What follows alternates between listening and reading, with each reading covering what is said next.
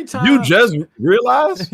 I know, David, you kind of slow with that one, yeah. No, I'm not slow, but like the shit, like niggas like to argue over the dumbest shit. Like they just in your fucking mentions, just arguing for no fucking reason. You just I'm like, oh, realized? I'm not trying to have conversations with you niggas that like over dumb shit like this, and then they just, bro, I stopped engaging. They're not saying nothing. They not. Yeah, I have to. Bro, That's my problem. I stopped engaging. When I see some problem. Twitter tweets out, but yo, sometimes like the old me when I read some dumb shit, I start typing and I'm like, nah, I don't want to engage. Just delete it. But yeah, but to me, like when niggas either lying on my name or just saying some bullshit, like I have the urge to respond. I can't just let that shit sit there, and that's my problem. I let it run. Yeah, maybe to my own detriment sometimes, because that's how narratives and dumb shit get started. But sometimes I just let it rock. I let the dumb shit rock. And when some people, because yo, the funny thing is you could tweet one thing, right? You could tweet one thing, and somebody would be under your post about something like completely different. Spazzing out you about some completely that's unrelated to the topic. And like I had a fucking tweet today with people like that. Well, motherfuckers, I tweeted something about what I want to see PlayStation do more. And motherfuckers in my comments like, oh, you mean something that Nintendo has been doing? I'm like, what the fuck does that have to do with anything that I said? I said, I ain't saying PlayStation did it first. I'm just saying I want them to do it more. Like, why are you trying to argue with me about that for? Like, just chill. This is what I have realized, especially in the gaming community. People just want to argue. People just want to argue for the sake of just trying to start up something. Like there's like so many times to where, and I'm off Twitter, to where like people will try to like debate me on like something, and like it's just like they'll just keep it going just so they could like get a reaction out of you, and then it's like, yo, why am I even spending my time like like talking to this person? Exactly. Yeah. So it's like exactly. A lot of that shit, yo, honestly, man, had to take a stroll on my mentions, Jamie. A lot of people say some dumb shit. I see it low key, but I just, I'm like, I'm not engaging. It's too stupid. And sometimes Twitter is not, because one person could read this thing and interpret it some completely different than another person. You know what I'm saying? Like one person could read the same thing and take it a whole different way. So sometimes Twitter is just not the best place at times for great dialogue, because people just interpret it for a lot of the times for great dialogue, right? Because a lot of times, you be saying one shit and meaning one shit, and people be just taking it left and somewhere completely different. You feel what I'm saying? Because you can't like fully articulate yourself in 140 characters unless you, of course, you got like Twitter Blue. I ain't paying for that shit. But yeah, and I ain't trying to type all that shit. It's not that serious. And it's not that serious to me too. Yeah, fuck. I'm not wasting my time anymore with dumb shit. I'm getting my shit off and I'm out of there. That's my favorite thing to do now, bro. Maybe I might reply to a 1-2 cool dudes that I've been talking to, but I just want to pop that shit. That's how I gotta move. That's how I gotta move it. If it's people that I either follow or people that I've had conversations with vocally, then I can because I know, like, I mean, I know where you're coming from a lot of the times. So like when we communicate with like Jax, the BG, the Tonys, like the people we talk to, right? Like, if it's not someone who I'm familiar with, and if someone's coming, like honestly, if someone's replying with some cool shit, I'm not no bitch or anything like that. Like I'm gonna hit him up. I'm gonna hit him up. I'll talk, but a lot of the time it's just. People are always, even when you're trying to just have a genuine conversation about something, people just come on some dumb shit. Even just how they start their sentences be on some dumb shit. You know what I mean? Right away off the rip. So I'm like, I'm not even engaging with you, bro. Like, I can see what type of time you're on. But yeah, we are live though. We are live right now. Let me just. We live? Are we live? We are. I ain't gonna curse, but. Hey man, boy, them Nets is true. Right. Come on, relax.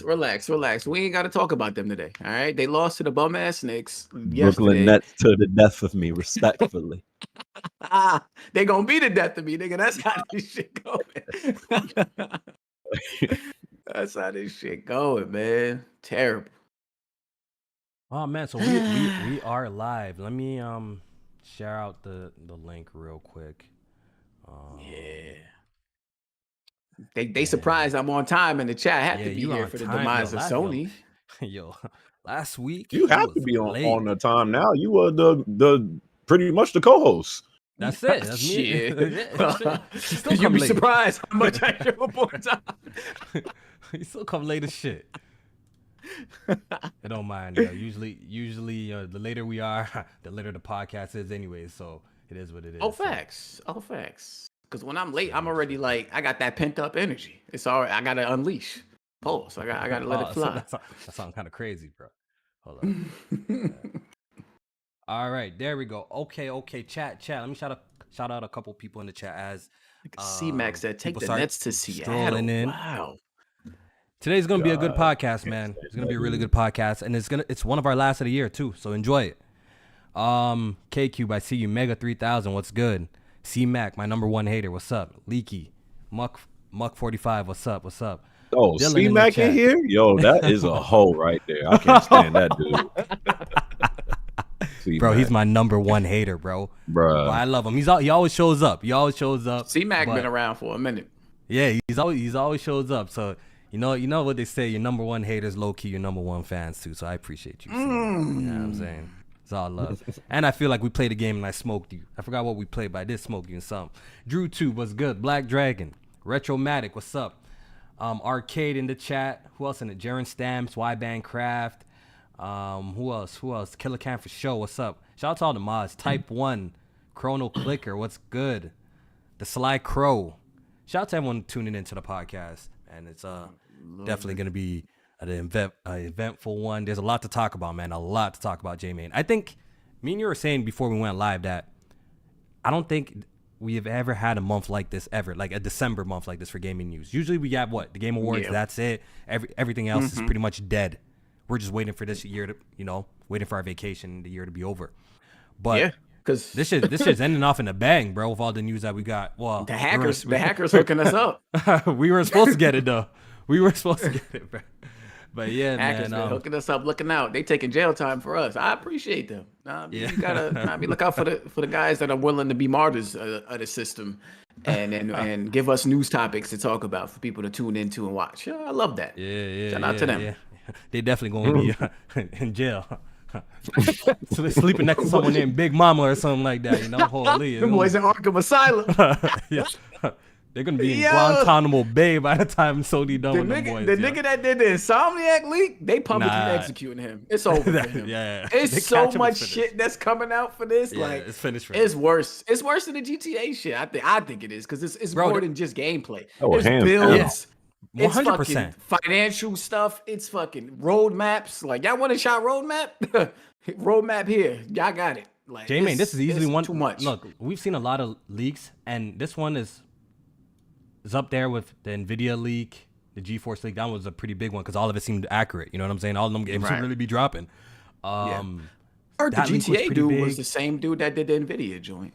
Oh, or at least he had a hand in it. Yeah, they said he was responsible for the Nvidia joint too. You know what? All right, yo, refresh my memory about this GTA 6 leak. Isn't it that we just got some pre-alpha footage, kind of like what we got with this like Wolverine stuff?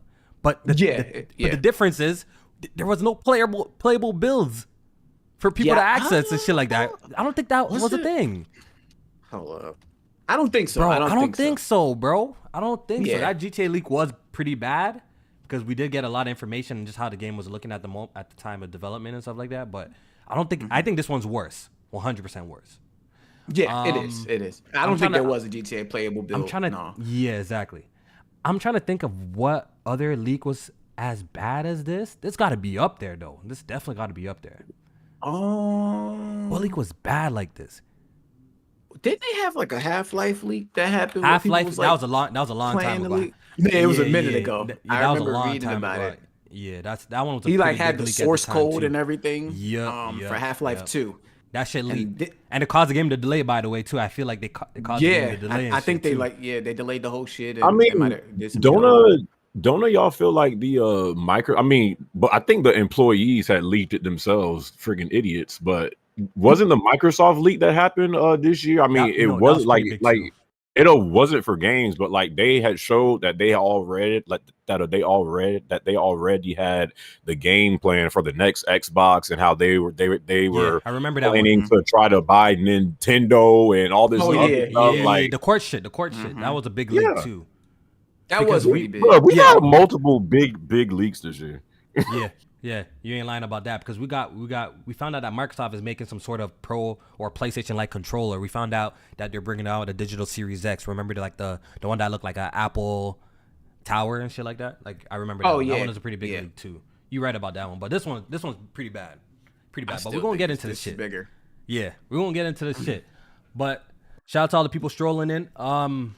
Another episode of Good Gaming, man. Episode 56. Today, as you guys can see, we have an extremely special guest. He pulls up on us occasionally.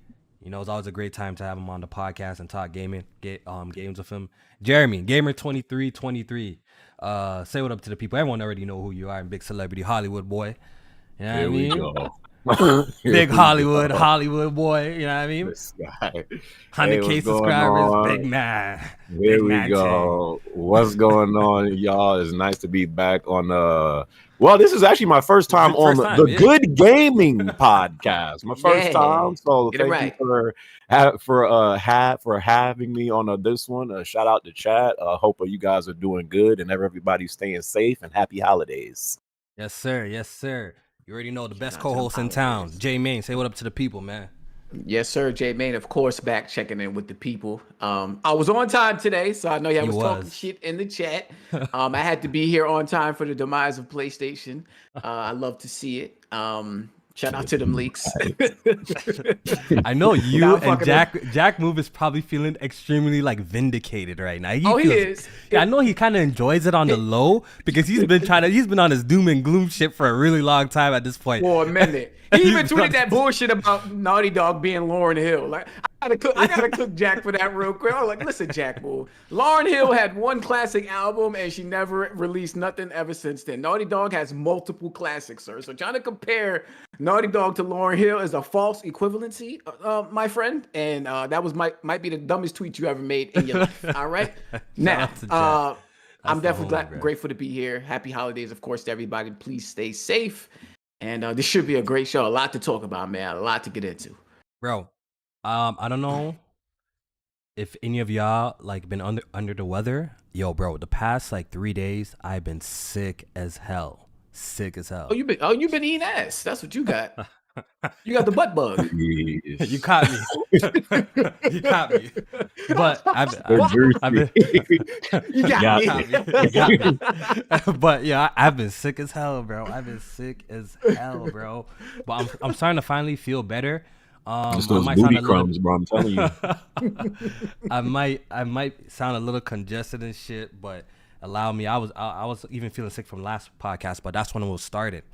But it got really bad throughout the week. But this is the season where this is the start of the season where the bugs starting to go around and stuff like that. So the whole fam's been sick. You know what I mean? The whole fam's been sick. But I've been good.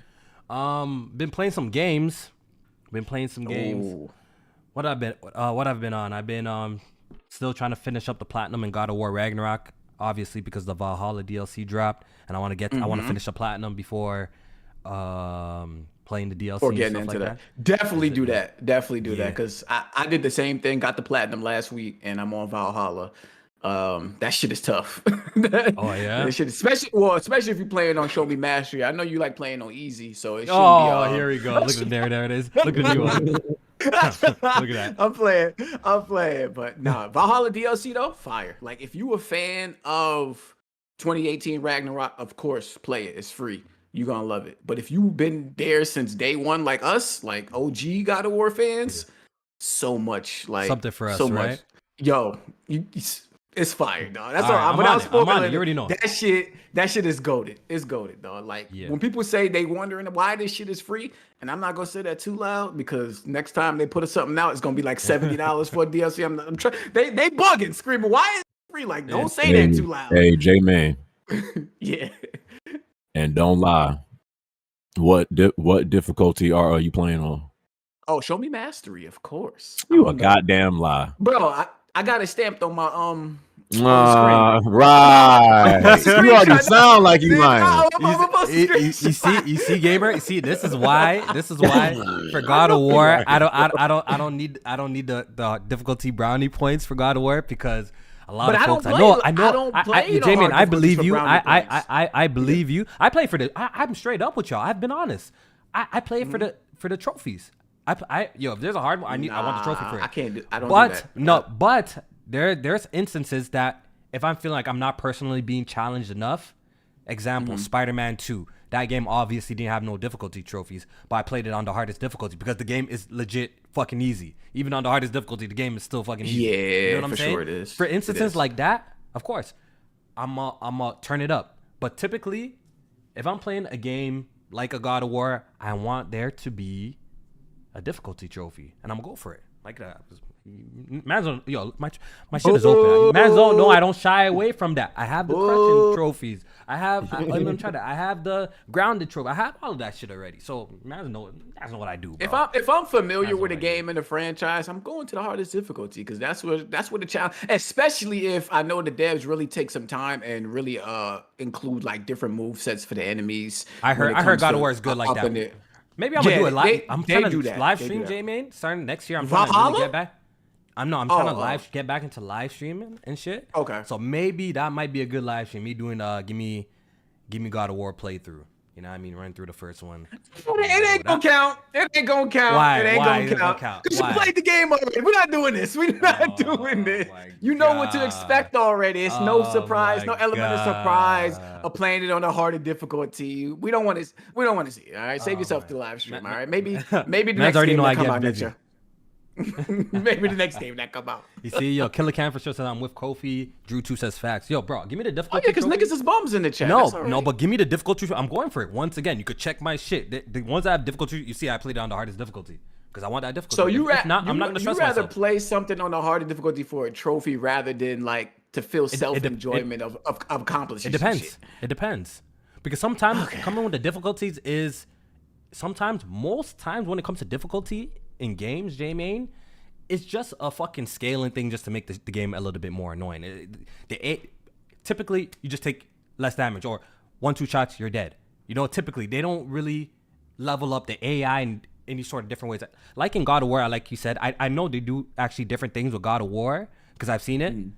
But for most games, and you should be able to admit this, for most games, it's just that enemies now either become bullet sponges or use the 1 or 2 shot hits to you and you're dead.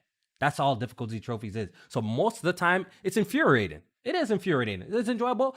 That's why I like more so of like the Bloodborne, the Sekiro types of difficulty because it's more so of a mastery type of difficulty. It's not that we just crank the CPU to shoot you once and you're dead type of difficulty. You understand what I'm saying? Wow. He ain't trying to hear me. Look at him. Look. You said something? I'm sorry. Oh my god, bro. I was looking at some of these topics. I'm sorry. Oh my god, gotta be doing all this talking. I hate this guy. I hate this guy. Pouring his heart out, and you ain't even listening to him. Jeremy, you don't feel me though, or I'm bugging? No, I feel you. Jeremy streams, man, so he definitely playing it easy. Don't you ever disrespect me like that again in your life. I know how that streaming should go. Motherfuckers backseat gaming. Doing all that. Yeah, that that should shit. be annoying. That should be annoying as shit. Yo, that's the thing about sure that does piss you off because when you are playing the game, everyone in the chat is a pro esports player, bro. These guys are all gods, bro. Oh my god, but yeah, it comes with it. Bro, like there's been so many times to where like I'm playing a game and like I'm stuck at like a certain part, and like chat is like acting like they are just absolute monsters at like this game. And it literally, when I was playing Elden Ring last year, I was stuck on one of the bosses, and like chat was backseating so hard that I literally share played with one of my viewers, and then wait, and then I told him, I was like, okay, you are such an expert, then you do it. So then I share played with him. This man died like within 5 or 10 seconds. And so what I've come to realize is especially when it comes to streaming, all these suckers do is talk and backseat. That is literally what gamers do. That's what they do. They talk trash, but then when they put on the same stage, they freaking crumble. That's a fact. That's a fact. Fire. Back when I used to stream a lot more, and we used to do the Gears of War streams, and we used to do the competitive, like the Halo streams, and we saw some of these lives. There was mans in the chat used to talk so crazy, crazy. But when they came and played with us, they always got bodied. We We were like, oh, and the bands are in the chat. They were talking, popping. There's rare few occasions that someone from the chat pulled up and they were actually like nasty. And I remember them by names. Like some certain man's in Mario Kart Deluxe. I think his name is M Blops. He was very nice, yo. You know what I mean? There's some people. Hey, Kofi. Yeah, what's up? You know what I also remember? What? When you was talking trash and fighters, and I had humbled that black ass. That's what I remember. Jeremy, and Jeremy, you ain't never said nothing since. No, Jeremy, I did say something. I'm not used to the PlayStation input latency. Facts. If we played on PC, I would have cleaned. We did play on PC. We played on PC. Did you clean it? Did you beat me there too? Yes. It wasn't as bad though. Remember, didn't I play way better on PC? Yo, I swear it wasn't as bad. It wasn't as bad though. I swear we were trading blows, bro. No, but Gamer's nice. He's nice in fighters. I give it to him. You know what I mean? He's respectable. You're right. Like a lot of people just like love to talk, and then as soon as they pull up, they are not like that. Yeah, they really ain't. A lot of them. More times they really ain't like that. More times they ain't. But besides that, I played a game. I played Ready or Not for the first time. I don't know if any of y'all played that shit. No, I Jeremy never played that. it, but... Nope. I think honestly, if you have people to play with, I think it's actually worth checking out. I only have one gripe with the game, and it's pretty much that you cannot sprint. They don't even give you the option for like a jog. If you don't know, Ready or Not it's a SWAT game. So pretty much you go in a team. I don't know. I think it could be maximum 5 players. You can SWAT up, and it's very, very tactical. Very, very tactical. You have to peek every corner. You have to do all like the tactical shit. Look under doors with like gadgets. C4 to blow up doors. Like it's so it's like Siege. Yeah, you have to. No, but it's not PV. It's not PvP though. It's PvE type of situation, right? So you go in with 5 and you go and rescue hostages and stuff like that. But it's so dynamic. It's actually really impressive. The AI in the game is actually, they don't move around. They don't stay in the same spot. When you die in a level, the hostages be different spots. The enemies be in different spots. It's very unique. I think it's actually worth a try. I fuck with it heavy, honestly. Is it free or how much is it going for right now? Well, for Canada, it's $59, so I'm assuming America will be $39 or $49.99 on Steam. Okay. I think it's only available on Steam right now. J-Main, you know what? I can't even recommend you the game because you're a bum with mouse and keyboard and there's no controller support. By the way, that game away. It's garbage. It's trash. Ain't nobody playing that. No controller support in 2023. There's no controller support. It's a good game, bro. It's good. Who developed elite, the people that did the day before? Like who's responsible for this? There's currently no controller support, but us elite gamers that are very diverse and can use many different configurations and stuff like gamepad on the mouse and keyboard, sir. I can play. I just prefer not to have the wrist. Man played one game on mouse and keyboard and he think he the shit. He played one fucking. How many times? Give me some other examples. Doom be the only game you always bring up with mouse and keyboard, topic, bro. Sir. Next topic. Exactly. It is only mouse and keyboard, but the shit is fire, bro. I'm telling you, the shit is fire. It's fun, especially with friends. Solo, I ain't gonna hold you. I ain't gonna be playing with the AI, but with friends, that shit is a good time, bro. Definitely a good time. Now, I saw BG playing it. Yeah, BG be playing that shit. I played with him the other day too. Yeah, I think you got clapped. Yeah, that's the video I saw. You got clapped something crazy. You know what? Me and BG were the last one. Me and BG were the last ones left, and it was like we were playing with Tony Blaze and our guy Strat, and. All of them got washed, so me and BJ are like, so we're trying to do this tactical. We're in this village, it's like some Resident Evil shit. It's like some cultists, and we gotta take everybody down and save the hostages and shit like that. And the funny thing is that, like I said, the enemies move around, they're dynamic. So Tony got clapped in that same spot. So we pulling up, we playing tactical. It's a few shots and we're down type of shit, right? There's no regeneration type of shit like that, right? So I'm like, yo, BJ, get behind me, bro. I'm on the right shit. We're gonna bust through this door. But this guy's looking around here and there. So apparently somebody busts out the door, blammed me and blammed him at the same time. We all died, and that was it. And we had to restart the mission again. But this shit's fire, bro. It's fun. Sound like a good game to play with friends and shit like that. It's really good to play with friends. I definitely do recommend it. I feel like that's most shooters today. It's like, that's true. It's really fun to play with friends outside. You ain't lying about that. You ain't lying about that. He's boring. You ain't lying about that.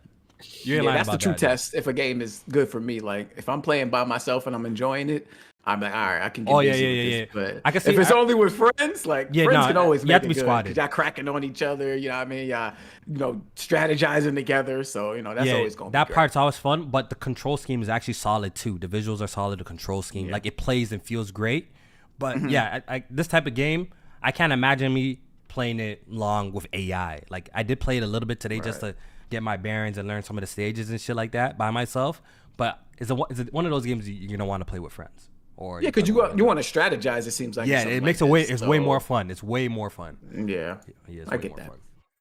Okay, Gamer, what you been playing the past past week? What have I been playing? I've been back on that God of War Ragnarok DLC because if it's free, it must be for me. So I'm playing that, really enjoying that junk. I can't believe it's free. What else have I been playing? I still need to be Al in Wake 2. I was really enjoying that game. I think the last part I did was when they had that like the musical part of the game where like they were all doing like the little singing thing and like as you're playing, that wasn't like just you're like the Game Awards? people. Yeah, No, that's like apparently. no, apparently that's like an actual. I thought you had the game, Kofi. I know. I had the game, and I'm just not as far as you. I'm on chapter 7. Oh, right now. Yeah. But that's an actual part in like the game. So I was doing that part. It's like that game. I could definitely see why it got a lot of love that it did. Even though I think like it's almost getting more love than I thought it would. Like I knew people was like enjoying it, but like when the junk. It just won more awards than Spider-Man. I'm just like, all right, cool. Like, that's great because I love the game. So I need to get back to that. I actually plan on getting back into Cyberpunk because I've been hearing that this freaking new update they did and the DLC, like the game is like freaking amazing now. And plus, I wasn't enjoying it still, like when it was freaking busted. So I plan on getting back into that. I've been playing that Tekken 8 demo. Cannot wait for Tekken 8. Oh, yeah. Today, that jump been out. It's really? Been out no, you know what? I just saw my boy the other day. I'm out the loop. I saw my boy playing in the Discord today. Oh shit, this joint look nice. I need to download it still, but I heard there's no PvP. It's just like training mode and some like CPU shit. Yeah, they have you like they give you like a story demo part of it because it came out last week. So there's like a demo for the story. And they got the arcade quest part where like you could go against a computer and like train and stuff like that.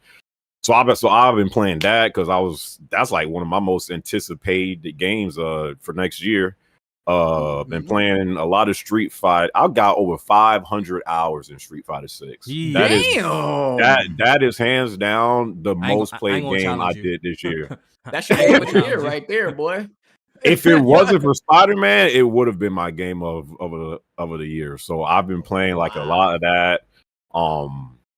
That's really all I'm playing on right now, honestly. You know what I noticed, Kofi? You really don't talk about fighting games too much since Jeremy cleaned you up over here. Okay, let's not start that.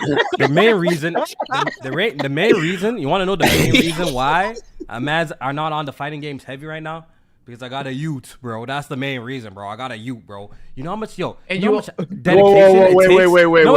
it takes to really master the game, bro. I don't got time, wait.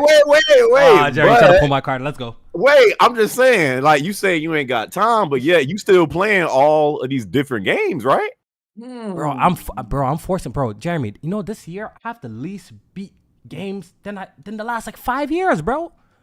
Rightfully so, bro. I'm a family man now, so the fighting games. One day, I haven't been playing Mortal Kombat 1 yet. I haven't been bought it, and that's like a game that, bro, I love. I forgot I bought that game, bro. I haven't been playing Mortal Kombat. I want to check it out too. I know they're gonna do like a complete edition eventually with all the DLC characters. So maybe at this point I might as well wait for that and pick that up. But I did play a little bit of Street Fighter, but honestly I couldn't really get into it too tough. I just didn't have the time to lab like I would. And this year just was super crazy because there's other single player games that I wanted to play too.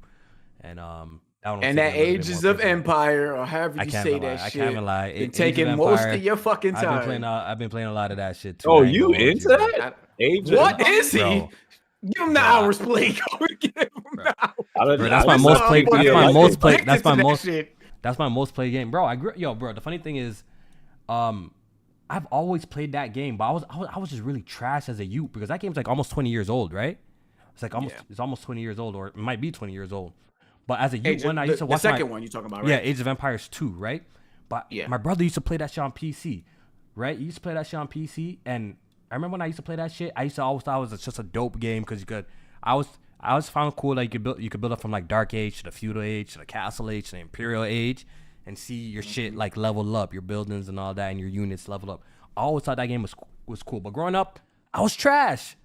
I was buns, but I guess, I don't know how this shit caught storm. I think I was just introducing it to like mans in the Discord because them boys never played that. But I introduced it to like Tony Strat and a couple of them other mans in the Discord, right? And they Wait, why you they catch all- yourself? That playmaker shit got No. you acting different. No, hey, I like it. I like it. I'm trying to reduce. Hey, reduce Kofi. it. Kofi. I'm trying to I reduce like this it, is, it. bro. this I is like my it. favorite part of the year when niggas try to say they trying to reduce the saying I'm trying the to N-word reduce it. going into It the never new works. year. It never works. Every time I get February, heated, Black History Yeah, Month, the nigga gonna be nigga. That's my I'm favorite not part saying of the I year. gave it up. I'm not saying I love gave it. it up. I'm trying to reduce it because I felt like Bruh. it rolls out of my tongue too much. So I'm trying to I reduce respect it, Kofi. I That's it. respect it. You know what I'm saying? Oh So god, I'm trying to replace it with mans. You know what I mean? Okay. So mans in the Discord, bro. I introduced it to mans in the Discord, and they all fell in love with it, and we've been playing it ever since. Yeah, it's been in rotation ever since. But the game is good, man. One of the best real-time strategy games ever. Yo, it's been alive for 20 years. You know what I mean? So it's a legendary game. Yeah, since bro. Legendary game. '99. Yeah, legendary game, bro. '99. Facts. Legendary game. But J-Man, what you been on before we start getting into these topics? Yeah, no, like I said, I've been playing the God of War Ragnarok. I beat God of the fucking 3-hour campaign of Modern Warfare 3. I Bought can't that game? believe. You should be ashamed of yourself. Nah, I didn't buy it. My GameShare partner bought it. So I played it. I beat every Call of Duty campaign. Like that's just something I got to do. And this campaign is easily the worst campaign I've ever played for a Call of Duty game. Them open Warzone style missions that they did, absolutely horrible. The story, it was like I said, 2 to 3 hours long, and it just was it was like a half game, like a half stop. That's what it felt like. So the people with the DLC claims, absolutely rightful. To call it something like that. So I beat it though, and I never want to touch it again or see them do something like that again, because that's absolutely not it. And then I just been playing the God of War Ragnarok Valhalla thing. Like, Okay. it's good. It's whooping my ass, but I'm slowly adjusting as you upgrade. Like, I think they did a good job with the roguelike elements in the game. Like, if you play, like, I know some popular roguelikes like Hades and Returnal, you'll see, like, where they're going with it, and you having different options to take different paths depending on what type of upgrade you want to have when you clear the next room. And they switch up the enemies. Like, you'll see familiar stages and rooms, but they'll switch up like the enemies when you come across the that room again and stuff like that. Then it has like boss fights on certain levels and story elements to it. That's the part that really took me by surprise of how much they went in depth with some of the cutscenes and the lore and tapping into the past and stuff like that. Like, it's really good. I like that shit. Yeah, it's really They do good. describe it like it's like Kratos' personal journey and shit like that. And Yeah, obviously, I really? did get some spoilers on YouTube because mans are fools with the thumbnails. Facts. I'm not even gonna say it in case somebody wants to play it, but yeah, but it seems like something that I'm really gonna enjoy once I finish up this platinum. Yeah, you will. All right, yo, let's not waste no more time, man. Let's get to the shits. Before we do, motherfuckers, 170 y'all in here. Appreciate y'all tuning in. Hit that goddamn like button. Yes, Like sir. this shit up. Show some support. Show love. You know what I mean? We appreciate y'all tuning in. But, do your part. Hit that like button, man. Let's go. Y'all still saying that on the crumb side, bro? You know these suckers don't care about that. Sometimes you just gotta remind them. Sometimes they forget. You know what I'm saying? I give them the benefit of the doubt. All right. Yes, sir. Yes, sir. Yes, sir. All right. Okay. So, as by the title of the podcast, and we all know what's going on, bro. We all know what's going on. Insomniac got hacked.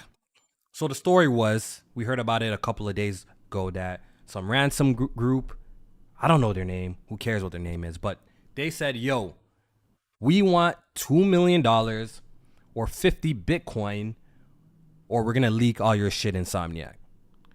And we have breached it, blah, blah, blah, blah, blah. And I believe they gave him a time frame of 7 days, J-Main. So far, yep. I'm right? They gave him 7 days. 7 days pass.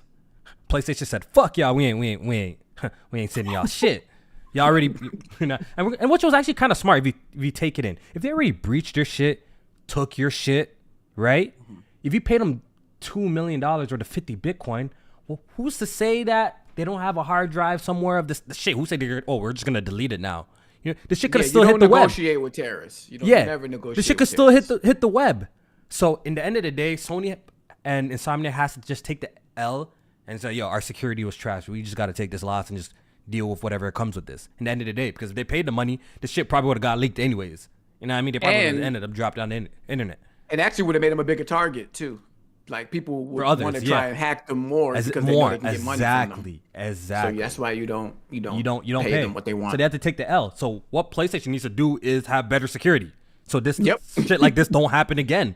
So since they already were breached, information was stolen, they have to just take the L. That's the smart thing to do. So yeah, 7 days passed, they dropped all the shit, and oh boy, I didn't look. One day I remember seeing the headline around before the information came out, J-Main. But I never knew they went this crazy. I thought we would get like a 1-2 detail, a 1-2, but I never knew they would go this crazy. A lot of shit got leaked, guys. A lot of shit got leaked. And before we actually even start talking about some of the stuff in the leaks, I want to have the conversation about talking about the leaks, because that was a big discussion on the internet. And Jeremy, I don't know if this came across your Discord in general, because people like Greg Miller and Kind of Funny were like, oh, we're not gonna talk about the leaks because blah blah blah, Insomniac, and we. I saw that. But you know that type of shit. There was a lot of main media outlets refusing to cover the story or talk about it in any sort of detail because they don't condone it, or Insomniac. And rightfully, look, we get it. It's fucked up. Personal data too. It's fucked up. What happened is it's fucked up, but. My personal take on it is that the shit's already out on the web. Like, it's like, what can you do? It's already happened. You know what I'm saying? Like, it's already out there at this point. So us not talking about it, I don't know what that doesn't do per se. Like, what I'd say it's supposed to not spread it anymore. Like, I don't get it. Like, the shit's already out there in droves. Like, it's all over the internet at this point. Yeah, because I seen people was getting at Greg Miller. They're on his ass. Saying. Because but I agree though. Because again, this has happened to Capcom this year. This has happened to Microsoft this year. I think it has happened to Naughty Dog. This was back in 2020 with Last of Us 2. And we've talked about all these leaks. So all of a sudden, because even though it is unfortunate, it happened to Insomniac the way that it did, you can talk about all those leaks and cover the whole stuff with a GTA 6. Yeah, we all like the whole internet was going crazy and freaking talking about all of these leaks, but all of a sudden, this is where you draw the line. So that's why people was getting at Greg, because he's covered and talked about all this stuff, but now all of a sudden he sits on a throne being like, today we will choose not to talk about Insomniac. And it's like, come on now. So it's unfortunate. Like, I didn't even really want to talk about it, but at the end of the day, we ain't got no loyal. At least I personally don't. I don't have no loyalty to none of these companies. Like, once it hits the internet and it's spreading like wildfire, you have to cover it, especially if that's what we do. So that's how I feel about it. Yeah, because they were trying to tackle it from the personal data type of standpoint and feeling bad for them, but I get it. Like Insomniac, like this is probably one of the worst developers it could happen to because of their output. Like Insomniac has been putting out. Yeah, we they've been fuck with fucking them. We fuck with them. putting We all love PlayStation them. 5 on their shoulders, on their back, carrying. Yeah. Yeah. What you gonna say? Freaking Spider-Man 2 has showed me a lot of people really don't mess with Insomniac. Well, I've been seeing that narrative. I've been seeing that going around. I've been seeing that going around too. I love Spider-Man too, but anyway, I enjoyed it too. Besides, like, you know, there was personal data in the Capcom leak, and they fucking kind of funny used the Capcom shit as their thumbnail, one of the main topics that they talked about that day. Now, don't get me wrong, they might not have went into detail of everything that was leaked, but I get that. But they also didn't take this route where they came on the camera and was like, oh, we're not going to talk about the Capcom leak because there's personal data involved. They didn't do that. The first thing they talked about one of the first things they talked about was the Capcom leak or was the GTA 6 leak. So it's like, why now are you making a PSA like this? And if that's the case and you really care, then take down some of those other things that you had as thumbnails to draw people in, because if they don't want to bring attention to the leak, clicks. Yeah, they did it for clicks. They did it for the clicks. We all know what's going on, bro. That's exactly what they said on their follow-up video, is that they did it for the clicks. And if that's going to be the thing, then take down your other stuff or change the thumbnails and the titles of your other things that actually bring people in to look more deeply into it. Because that's all it does. If people don't know about what the leak is about, they're going to look at your title and be like, oh shit, I didn't even know this happened. Let me go look into see more. And then they might bump across the personal data and shit like that. That's a fact. So they know it's a hot topic. They know it's a hot topic. Yeah. But taking it. So it's weird. Look, we're talking about the Greg Miller kind of funny situation, but we also got to remember that between them, I think his approach was wrong. Right? If he wanted to take that stance, we know that you have alliances and ties with the folks over there. They're in the damn game, J-Man. They have a reference in the damn game. So we get it.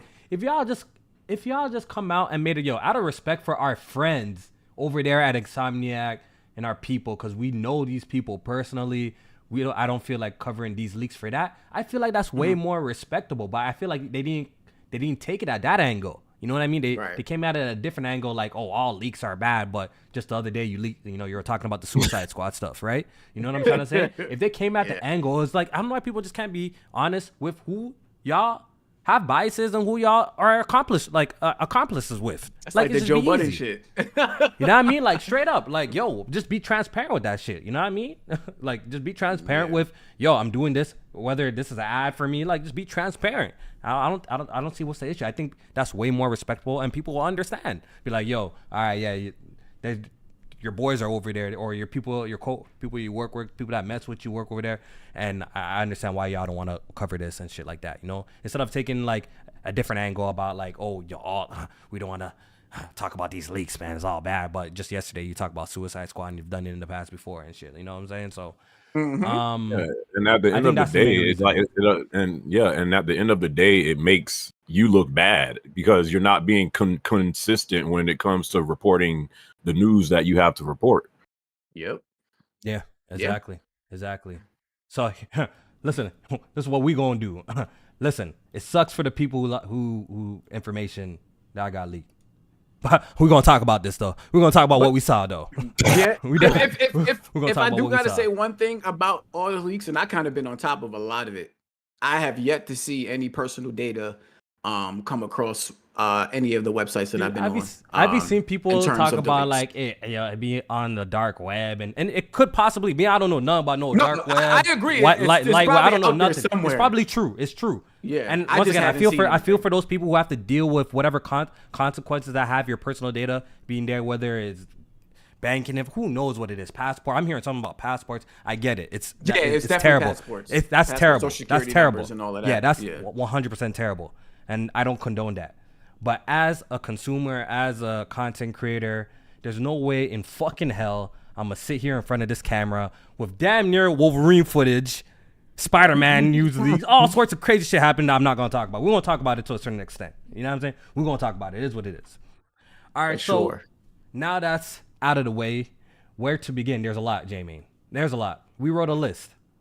You want to start off with roadmaps? Yeah, fuck it. Let's start off with the Okay. with the roadmap. That was we finally got a roadmap of at least one of the studios on what. Jack, you happy? Jack, you listening? Jack, you happy? You've been Nigga, me talking too. I about wanted a roadmap. Shit. Jack, you've been talking about this roadmap for a long time. I hope you're happy because if you don't know, Jack Move is, avid Marvel hater actually, especially when it comes to the MCU shit. That's true. Right? I forgot about that. Yeah. Jack do not rock with nothing MCU. So I wonder how actually, I do know how he feels, but him seeing that Insomniac, right, is pretty much a Marvel studio for the foreseeable future, at least until 2035. I wonder how he feels about that. I really wonder how he feels. Okay, let's talk about it. Roadmap. Marvel's Venom in fall 2025. Jeremy, did you guys see this coming? Did you guys see this? I didn't see this coming, personally. No. I did not see this coming. I saw it coming after they did that interview where they said like we'll see what the reception is from the Spider-Man 2, because people was asking like, will we be seeing like more Venom and shit like that. They was like, well, we'll see what the reception is from 2 and then we'll go from here. Yeah, I think you know what, J-Man? I saw 2 slides. Okay, we're not gonna show anything first of all. So we're not gonna show. No, we're not showing no footage. We're not showing no footage, no pictures, no nothing. That one we definitely will not do. But we're gonna talk. There's 2 slides, J-Man, an extended roadmap and another roadmap. On the extended roadmap, I could tell that one was probably older because it didn't even have the Venom shit on it at all. It didn't have the Venom shit out. So I'm assuming that one was an older roadmap. But apparently we are getting a Venom Miles Morales-like spinoff in 2025. So we have a lot to talk about it. So we're going to just kind of bounce around. Jeremy, it sound dope to you? You excited about something like that? Honestly, I would have just been fine with DLC. Despite all of the leaks that went on, I feel like the most disappointing aspect of it, at least for me, was seeing the roadmap. Like, ooh, okay, I want to hear this. Interesting. Because I disagree with that. Because here's the thing. We all knew that we are getting Wolverine, which is great. Like, I'm gonna buy it as soon as it comes out, and people have been talking about this for a while now, that they like, it seems like people are starting to put all these like superhero games on Insomniac, especially after seeing how Suicide Squad looks from Rocksteady. So it's like, and I had said in the in my last vid that I did that Sony has one of the most creative devs in Insomniac. They have done Spyro, they have done Ratchet and Clank, they have done Resistance, Sunset. Like, Insomniac is known for their fun and creative ways of putting games together when it comes to the gameplay. Right. And after I seen the roadmap and you seen Venom and you seen this and you seen that, it's like, damn. Like, don't get me wrong. I still wanted to see Venom as soon as I beat Spider-Man 2. And then that certain part happens, trying to not say nothing just in case some people still ain't beat the game. I was like, oh my God, if they could do some Venom DLC, that would be great. I'd be so good for that. So now seeing that, I guess in the roadmap, some of my viewers were saying that I guess in the leak it showed that it was going to have like 10 missions for $50. I'm like, like you could, I feel like 5 to 6 or like 7 hour DLC for Venom would be good enough for me, especially when you see they got other Marvel games that they're working on. And I was just saying that I don't want to see them put in a box to where they essentially become an extension of Marvel, and they have essentially just been reduced to a Marvel studio. And it's like, no, they have proved over from the PS1 era to the PS2 era to the PS3 era to the PS4 era to now the PS5 era that they are so much more than just superhero games. And then you tie in the whole stuff with MCU. Like I don't know how you guys feel, but I have been drained of like I'm drained too. I have been drained of just seeing like all and just seeing all this like superhero stuff. And even if, because people were saying, well, the X-Men game, it looked good. I can't. And I was like, listen, I would want an X-Men game because I feel like it's been years since we got a good X-Men game. But like then another, right. But then another part of me is like, okay, why does it have to be Insomniac? They had, there's like way more devs out there than just Insomniac. So in my opinion, would I want like a whole Venom game?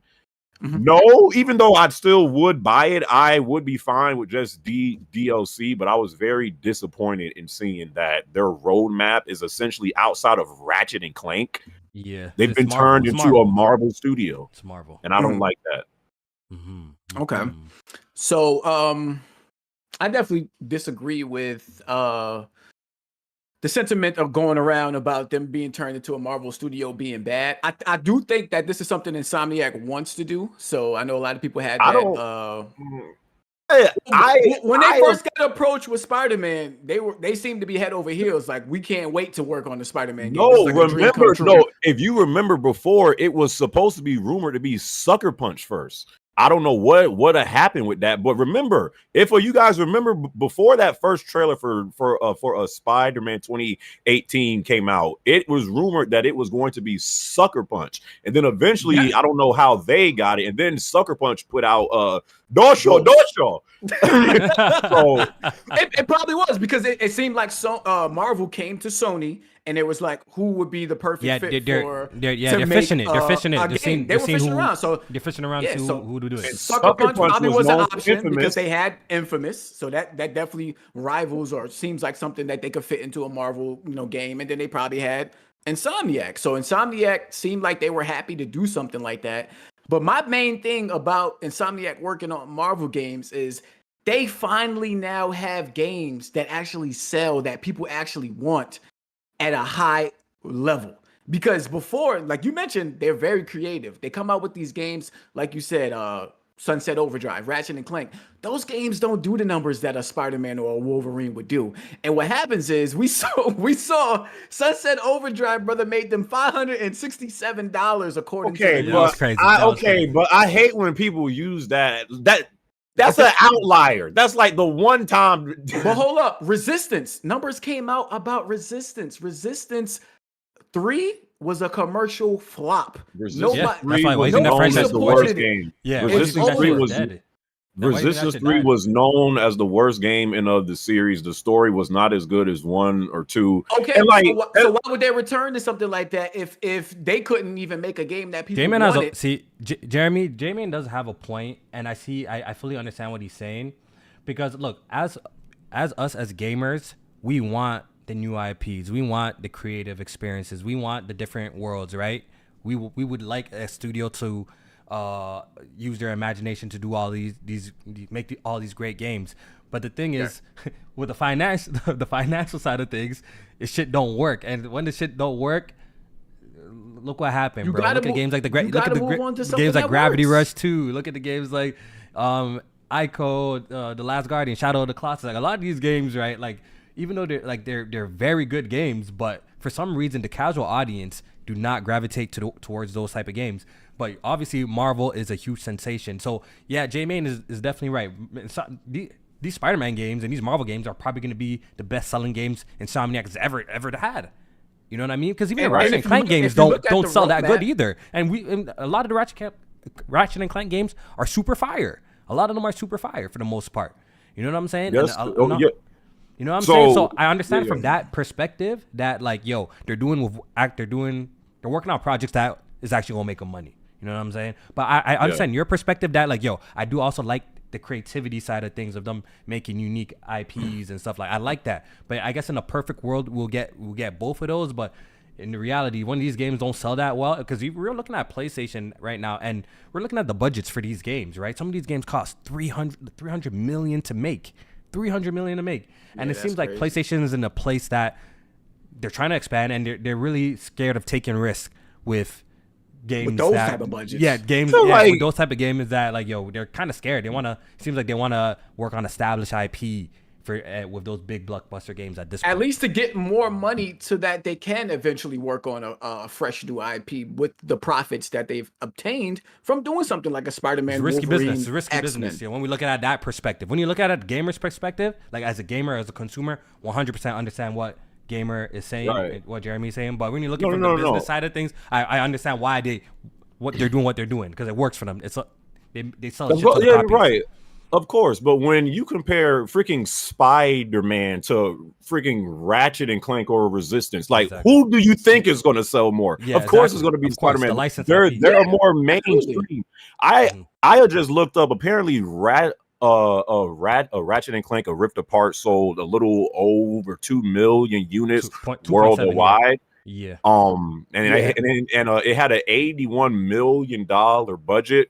Ratchet and Clank, I think the highest Ratchet and Clank sold was like back on PS2, and I think that was going commando, like a little over 3 million. Ratchet and Clank has never really like And, yeah. here's my whole thing, like and like going back to what Jay Main said, of course, like when you are because at the end of the day it is a business, you're trying to make as much money as possible, and I get that, but like at the same time, if like they've been dropping all of these games and like, you know, Ratchet and Clank with as many installments as that game has had, it's still always done around the same amount of numbers as it always has. Why would you put a 80 to $100 million budget into a game that has always been consistently getting you these numbers? Like, I just Jeremy, feel like interject real quick, but maybe that's how much the game would actually regularly cost to make it that beautiful and shit like that. To all them fancy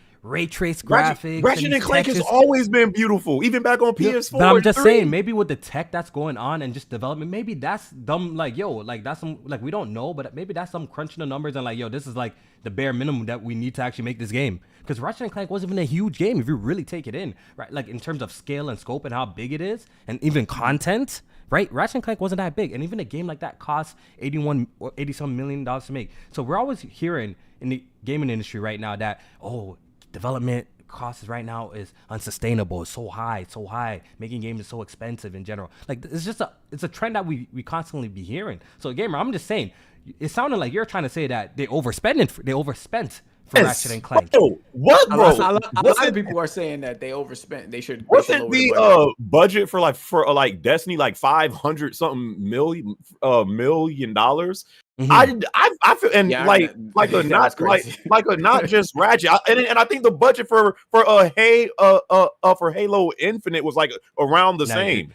A lot of that should You're be marketing putting too. The game don't even be looking like that, bro. So to put it in perspective, Ghost of Tsushima's budget was 60 million. So that shows you like, okay, some of these budgets are definitely crazy. Like I think that Ratchet is their passion project. And I think it's more in the marketing to where they put all that money marketing. So right? like a lot of money if you're marketing. if you are overspending in like the market, bro, I don't care what no one says. At the end of the day, if you have a good game, it don't matter what type of game it is. If it's a good game and people rock with it, people are going to buy it. I feel like From Software is I don't know if that's is always like, true, Jeremy. I'm gonna disagree with you, Jeremy. I don't think that's always No, true. bro. There's so many good games that flop, bro. There's so many Bro, good games that I know that are. Bro, want me to name some good awards. games? Vanquish Highly is a very acclaimed. good game made by Platinum Games. I believe. I'm it talking might be no, but that's but, a very but, good game. That game okay, wasn't no, worth no, the no, sales no. for that game. You know what I'm saying? Like there's a lot of good When- games out there like that are really rated high too. That really But- don't sell well. But when I say good games, I mean like games that kind of like define a generation, kind of. Not like a Baldur's not, Gate 3. Like that's probably something that Yeah, didn't yeah, have a and- lot of and- marketing Okay. and it did. and But a- that budget, the budget like- for Baldur's Gate, apparently Baldur's Gate 3, real quick, Jeremy, apparently Baldur's Gate 3's budget is actually higher than Spider-Man 2, by the way. I just want to put that out there, though. Really? Oh, Yeah, Google it. I Google didn't it. know that. Baldur's Gate 3's budget is higher than Spider-Man. Some dude was coming around who knows or some shit. He's like, yo, he knows the budget for Baldur's Gate 3. Some guy, and he's like, yo, it's even higher for remember when developers came out and said, yo, a game like this is unrealistic for us, and they were kind of crying about Baldur's Gate 3 because they were saying like, oh, about Ray Tay, all of this, because apparently that budget for that game was stupid high.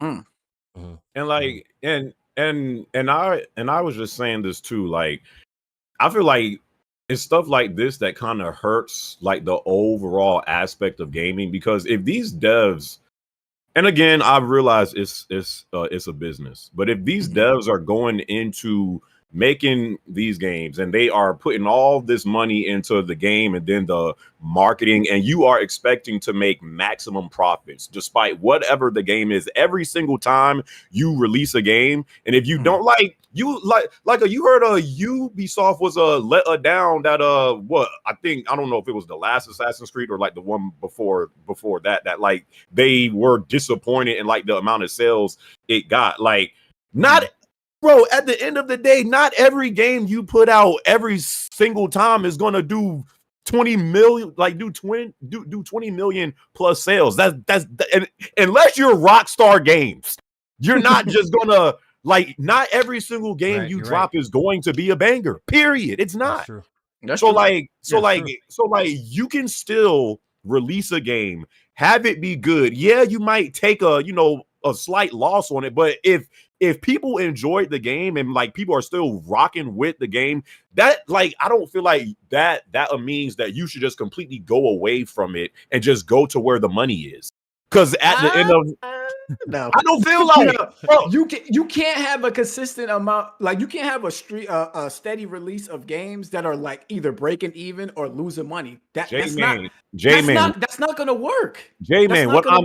J-Man, what I'm saying is you can still do the games that make you money, but don't completely go away from games that like, that have still sold well. Like I'm saying that, like that does not mean you have to completely drop all of the stuff that you did before that got that'll pretty much got you to where you were. You can still do both. These devs are completely now going to what makes us the most money, maximum profits, and that's why now you have a lot of people saying, generic games and stuff. All of these games feel the same. It's just the same old thing. Like it hurts it. I see what you're saying. 100% see what you're saying, and I think that's why we're in this era where all these publishers and these console manufacturers are looking for avenues for more people to experience their games. We've seen what Microsoft is doing, expanding it to the mobile, trying to do the mobile, the streaming, the Game Pass, the PC. You see PlayStation following the same tracks. Everyone's like, why is PlayStation doing this? They sell the most consoles. What's the point of them putting their games on PC and stuff? But at the end of the day, it costs a lot. It costs them a lot. The budget for these games is a lot, bro. And 300 million, right? If God of War selling 20 million, it's not the exact same as like a game like Animal Crossing selling 20 million, because you guys have to understand, you know what I'm saying? The budget is completely different. So Nintendo makes way more money selling 20 million copies. That 20 million is not even comparable. Nintendo makes way more money off that 20 million versus what PlayStation will make off that same 20 million sold for God of War. So that's why, guess what? We're putting our games on PC. We streaming. We're looking into streaming our games. Now we're looking to expanding. You know what I'm saying? Yeah.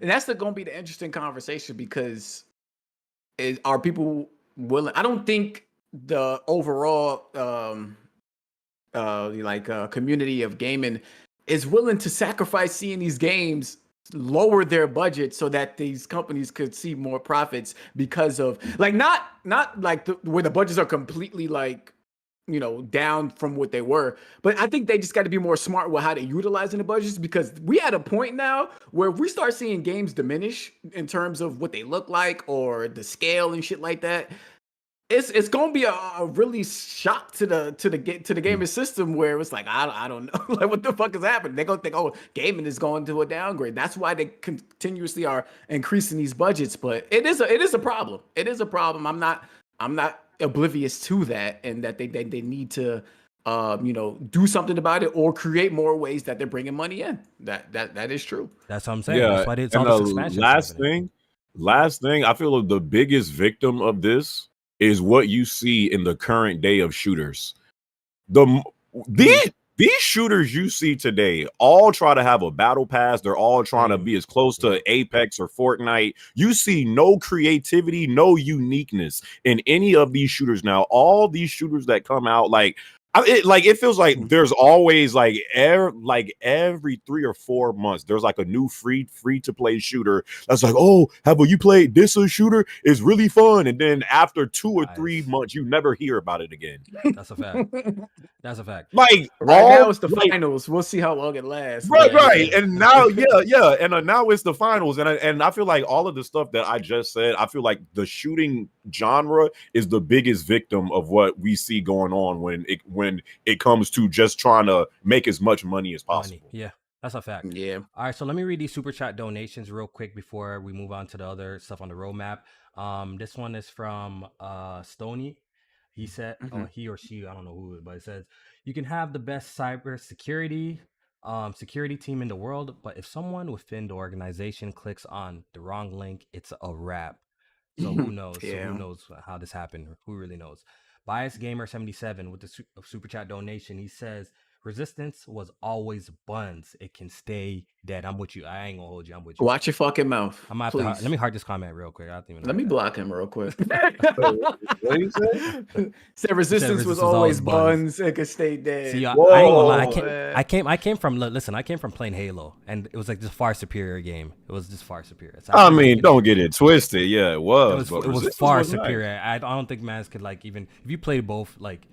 Going like that's what I'm saying. I went from Halo to Resistance, and I'm like, I can't play this shit. It's not as good as. Okay, Zombie says Halo Infinite had 6 different versions. They literally made a hero shooter version. They fully made and scrapped that. Why Infinite budget was so high? Yeah, that's right. A lot of the times too, especially with Infinite, they made a whole new engine as well with the slip space engine and all sorts of shit, right? And sometimes it went through development shit. Like you have one idea. You go through its development, you scrap it, it's not working out, right? Then you take it another angle, and all of this is just burning cash. At the end of the day, the game ends up costing like $50 million. And when we look at like the visuals, the presentation, the story, and people the still CGI, we don't see it, and we don't see it. You know what I'm saying? So it's crazy. I think the marketing be a lot of the fucking budget. That'd be a lot too. We see like 30 million in marketing. I know PlayStation spends the most on marketing. Like that's what they do, but they might have to cut back. I don't feel like they need to. I feel like PlayStation is established already. Like they don't need to spend that much on marketing. But when you got a game like Spider-Man, you want to market that shit to everybody, like because you know that's gonna connect with moms, kids, like everybody. Like everybody knows fucking Spider-Man. But Jamie, maybe that's why they're so popular today because their presence is felt like literally everywhere. When you like, they always got the biggest sections when you go into stores. Like, you know what I mean? Like, maybe that's why. And all of that. Maybe that's why their presence so far. All right, moving on. Marvel's Wolverine in fall 2026. Okay, so Wolverine. That was a little bit of a shocker. yeah. I think we all predicted. First of all, it was going to be in 2025. I think we all predicted that. So we're all wrong about that one. Shit, I thought that was dropping next year. What? Come on, bro. This is Insomniac we talking about. These suckers don't sleep. But that's a problem. I think that's the problem. I think they need to take more time with their big games. I feel like they should have took more time with Spider-Man too. Like they don't have the luxury of taking more time. You want to know why? Because nobody else is doing nothing. On PlayStation, yeah, that's true. And that exactly is the problem with PlayStation right now, is that nobody else is doing anything. So everybody else that has something, I think is being pushed and forced to release it when it's not ready. Like Spider-Man was good, but it could have been so much better. It could have been not easily, because I ain't no developer. Let me fix my words. It could have been better. All right, so Wolverine 2026. Okay. All right, since we're talking about release dates, perfect. I like where we're at right now. We all know what happened with Wolverine and how much got leaked. Right now, people are playing a build, whether it's just some test levels or whatever. People are literally playing the build on PC right now. Some people are playing it. Yes, you know what I mean. It's even playable on Xbox. Apparently, it's playable on Xbox if you have an Xbox dev mode. You can play it on Xbox too, so it's just crazy. I don't know what's going on. Because you know Xbox has a lot of third-party apps and shit like that. So I think some type of third-party app is giving them access to the dev mode it's crazy. It's so bad. pretty much my question is, with the amount of details that got released, my guy, we know bosses in the game, Jamie. We know the bosses in the game. We know how the game is gonna play. They have literally slides of the movements, the special moves, all of that. They have the whole plot from start to finish. Plot. Yeah, the story of the game is legit out for consumption, and it's gonna be out for the next 2 years, right? So it's only gonna spread more over time, I guess. You know what I mean? It's not like the game's coming out like next week, so who cares if you know what I mean? But you know what I'm saying? Like, I'm just thinking. Do you think that there's so much information that we weren't supposed to know about this game out today, that it's gonna affect the development in the sense that the game may get rebooted, canceled, internally delayed? Maybe it's not coming out 2026 anymore. It's coming out 2027, 2028. Do you think with all the information that's out now about this game that got leaked, do you think it's going to affect the development? That's the question I want to ask y'all. And I actually want to start with Jeremy. Do you think this, with all that shit that happened, it's going to delay the game? Now they're going to want to rewrite some shit to make it, brand new? Like, what do you think? I don't think it affects as far as the development of the game at all. Like, why? I mean, here's the thing. I don't know about y'all. I've seen I watched some of the gameplay. I think the last thing that I watched for the game was when they had the bar fight, and they had he was fighting in the bar, and then it went outside. And then after that, I'm like, yo, I'm not trying to have this whole junk spoiled to me. Like, I'm not going to go towards the spoilers and ruin it for I didn't read the plot. I didn't read the plot. Right. I seen it, but I didn't read it. I'm not. In case they do keep it the same and shit like that, I'm not reading that shit. Yeah, so I mean, I don't feel like, because again, when this happened with Last of Us 2, and people was seeing stuff that was going to happen in the game before it happened. I do feel like in certain cases it can hurt the hype for the game, because people all read it, because people already know what's going to happen. The clips of Joel was that, I think that hurt a lot of that game too. And it had people hate the game before it even came out. But in this case, I don't feel like, the only thing that I've been seeing people say, which freaking is mind-boggling to me, is people are saying, "Oh, it looks like Spider-Man. It's me. This your look trash.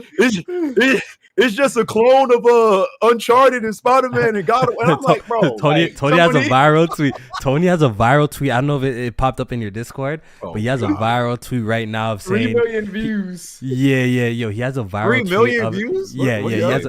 This shit went crazy. He said, I don't know if for verbatim, and maybe Jamie's looking for it right now. But he said something today. Right, he got the Homelander meme. You know, when he's in the hallway, punching the wall and going crazy with the money shot. He got the Homelander meme, right? Saying, "Yo, Wolverine really just God of War and what do you say?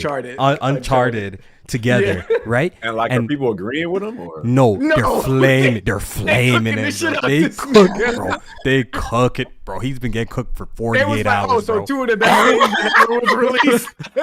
Bro, the funny thing is his shit got 3,000 likes or some shit. I think somebody who's bigger than him quote retweeted him. That shit is at like 40K or some shit likes it. They're going crazy on them right now on the timeline, bro. Right. So that's my thing, because you have some people, which is just stupid to me. They are judging a pre-alpha footage of a game that's dog, this junk ain't even close to being finished, and people are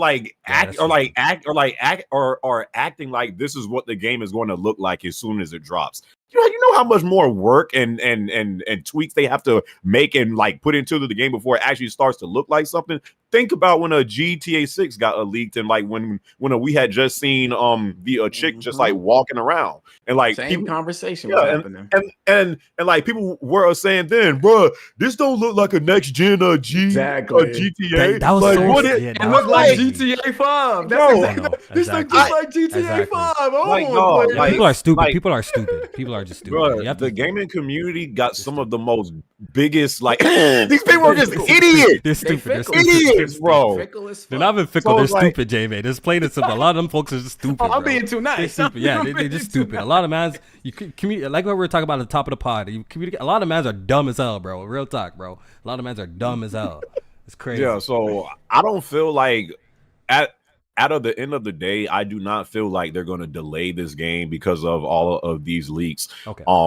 I feel like they're just going to keep on, trying to finish the game up. Because out of the end of the day, like, what are they going to have us wait until 2028 or 2030 for Wolverine? Like, Yeah. well, That's and tough. when we've seen the roadmap of all of the other like, I think Ratchet and Clank is supposed to drop in 2029, right, or something like that. Yeah, Like, that was there. so are you gonna push back this game that people now know about and know the whole plot and stuff? If if they are looking for the spoilers, like, why push it back just because it's out there now? So I don't really feel like they should do that, nor do I think they will. Okay, Jamie, your thoughts on that quickly. Do you think this is gonna make any sort of internal delays, cancellations, any problems for them, any setbacks? Has to be some sort of setbacks. Something like this happen, right?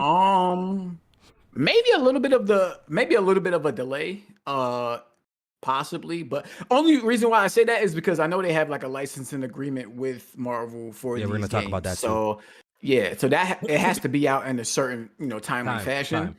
So that's why I don't think they're gonna cancel it. I think they kind of just got to bite the bullet and roll with the punches at this point. Maybe a little bit of a delay, but the only reason why I would think it would be a delay is if they're changing something up, which I don't know. They might be a little bit too deep into the story, because if the whole plot is there, like they could make a little bit voice of a actors, change. right? Like voice actors maybe recording their dialogue. Like it would be a lot to do, right? It would be a lot to do. Yeah, it's a lot. So I don't think it'll be a crazy delay or even like a crazy change, but it might be a little bit of a tweaks here and there, but nothing too crazy, just because of the licensing agreement. Okay, while we're here talking about the roadmap and we're here on Wolverine, right? Let's stay here for a second and let's talk about what we saw a little bit. Okay. Yeah. Obviously, like Gamer says, look, judging pre-alpha footage is dumb, but now that we actually see what they're working on, we have some sort of idea how the final presentation may be, like what direction that they're going, right? We know, like, obviously camera angles. A lot of people were like questioning, like, is it gonna be like over the shoulder? Is it gonna be Devil May Cry style, where it's like fixed cameras type of? You know what I'm trying to say? Like, we were seeing like what angle they're gonna take this game. So far it looks like a very PlayStation game. That's not a bad thing, but it looks like a very PlayStation template game, which is not a bad thing. But that's my thing though. What did people expect? Like, if you play X-Men, or if you play the X-Men Origins game, like that game was great, but them Wolverine games were always slashers. Like the same way it like looking this, like I just don't know what like people like was expecting from this game. Like did they want it to be like a freaking first person shooter or something? Like it's Wolverine. Like at the end of the day, you are a freaking you are a X-Men and you're freaking slashing suckers up. Like there's really not much like to it. Now I will say, when I seen kind of, because if you looked at the bottom, like I think right hand side of the screen, it had like the same little shortcuts like the Spider-Man games have. And like it had all of the different I guess like a perks that he could do and stuff like that. And like I'm like, okay, but again, I couldn't really take much from it because I'm looking at pre-alpha footage of a freaking game. So do I think it's going to be similar in ways to the Spider-Man games? Of course, but at the end of the day, like I still have confidence in what the game and the final product is going to be like. Yeah, I think first of all, I think the game's gonna end up looking beautiful. I think the visuals are gonna be there when it's actually time to ship, because a lot of that effect shit is last minute shit, like the blood, like all of that shit. That's last. That's like they do that type of stuff last. You know what I'm saying? So people I'm not really are like judging this game like the reviews drop tomorrow or something. Like y'all know the reviews don't drop until like what 2027? I mean 2026. That's what I'm saying.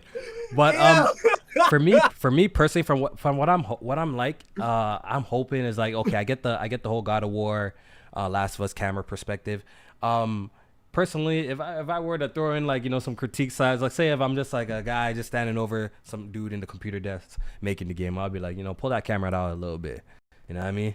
pull that camera out a little bit. Yeah, the camera is a little close. It's kind of close from what we've seen so far. So far, yeah, it's a little close. Like if you could pull that camera out a little bit, Insomniac, maybe then that'd be pretty nice. Or give us a field of view slider at least day one. And the only reason why too would complain about the camera is because I know like with God of War, because that's kind of how close the camera is. Yeah, it's not a lot of air combos, and I think for a character like Wolverine, you would want to have a lot of air combos in this game.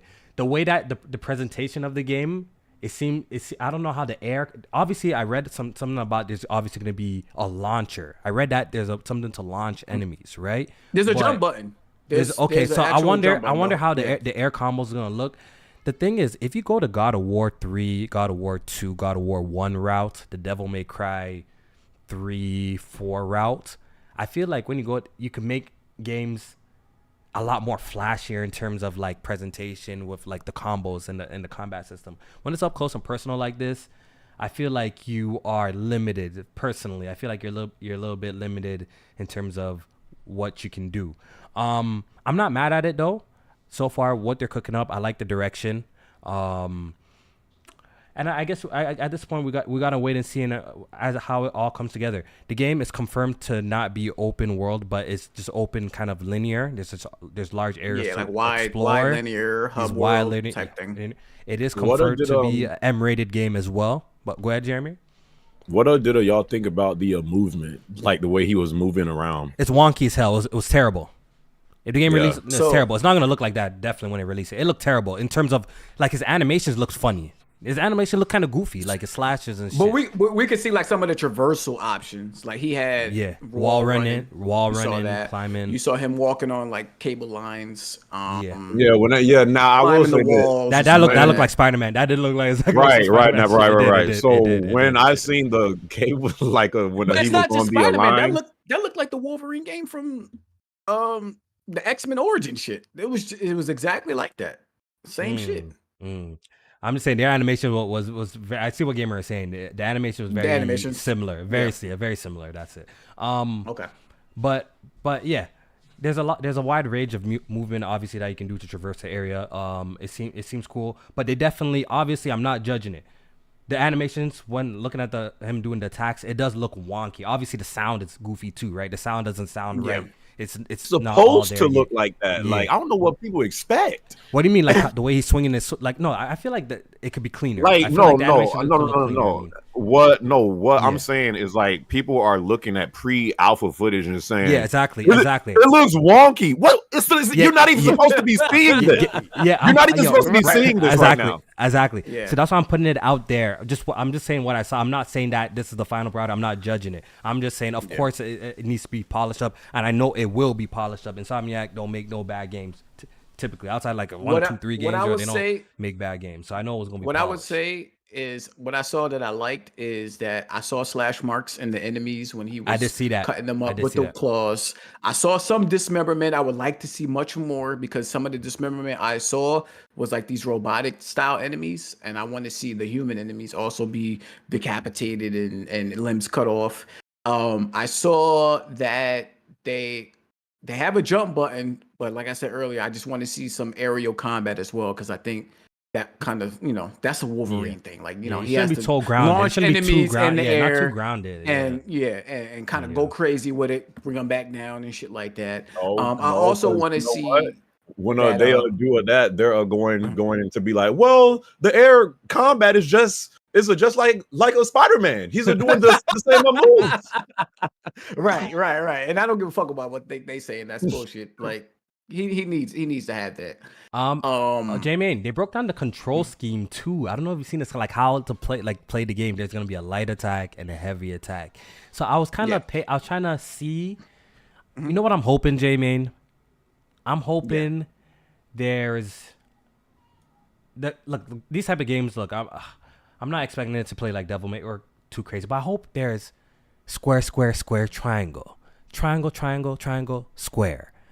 You know what I'm saying? I'm hoping it's one of those type of like square pause, as opposed to triangle, opposed to like the typical kind of like just the typical beat 'em ups where you're just mashing the button, or like you're just mashing one button the whole time. Okay. You understand what I'm saying? I kind of hope there's a combo list. I really hope there's like a combo list in this. And Spider-Man had a combo list, so yeah, I would expect this to have a combo list. I'm really hoping that there's a decent, a little bit more in depth than Spider-Man JMA combo list. A little bit deeper than that, you know what I mean? A little bit deeper than that, but I'm really hoping there's a nice combo list in here like that. Like, so it's really fun to play. But besides that mature tone, they said the brutality is somewhere between God of War and The Last of Us Part 2. They actually wrote that somewhere in there. But yeah, Wolverine.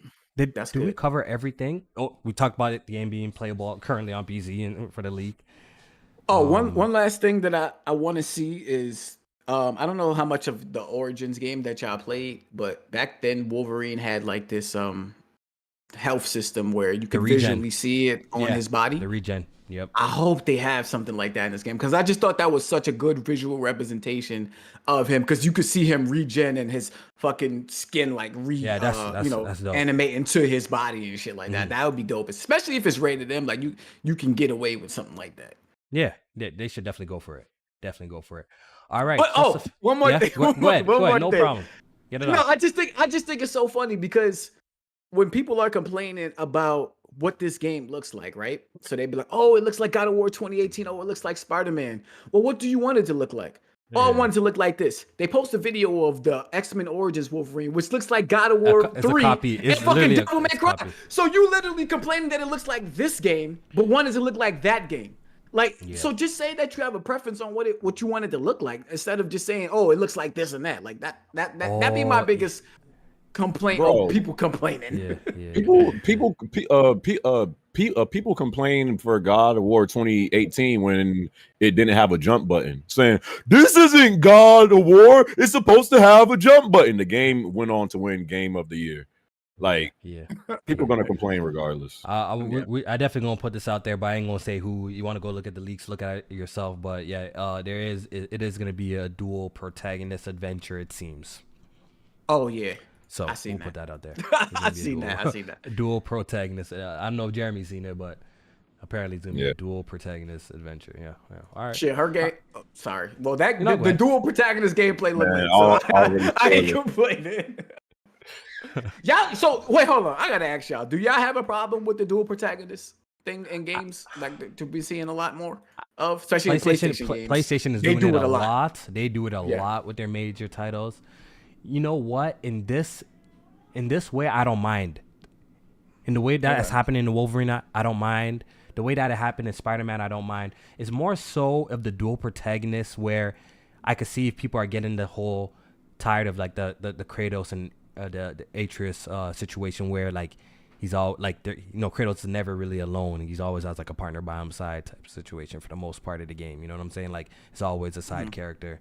I can see why people might complain to that, because the biggest complaint for God of War 2018 was that like he was annoying. People used to say like, yo, Atreus was annoying. I was, as a character in the background like that. But in the way that it's looking like it's implemented in Wolverine, it doesn't look like it's looking like it's more so like of a Spider-Man situation.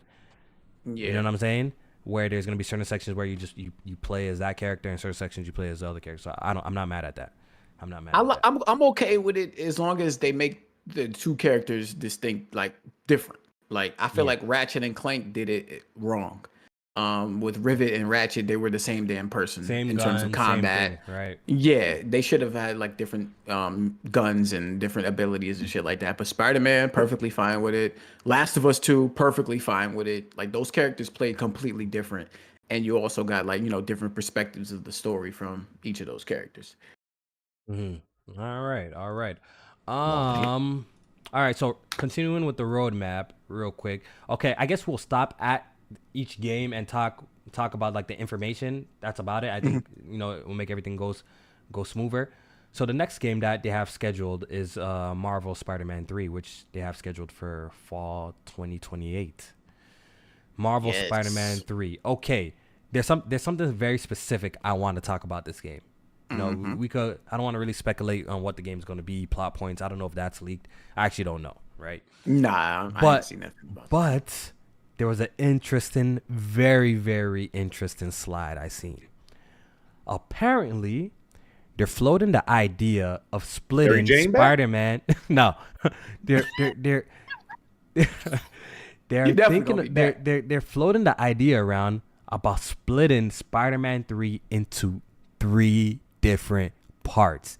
They literally have a slide breaking down why is it better they split the game into 3 parts. So take it in. Yeah. They want to drop part.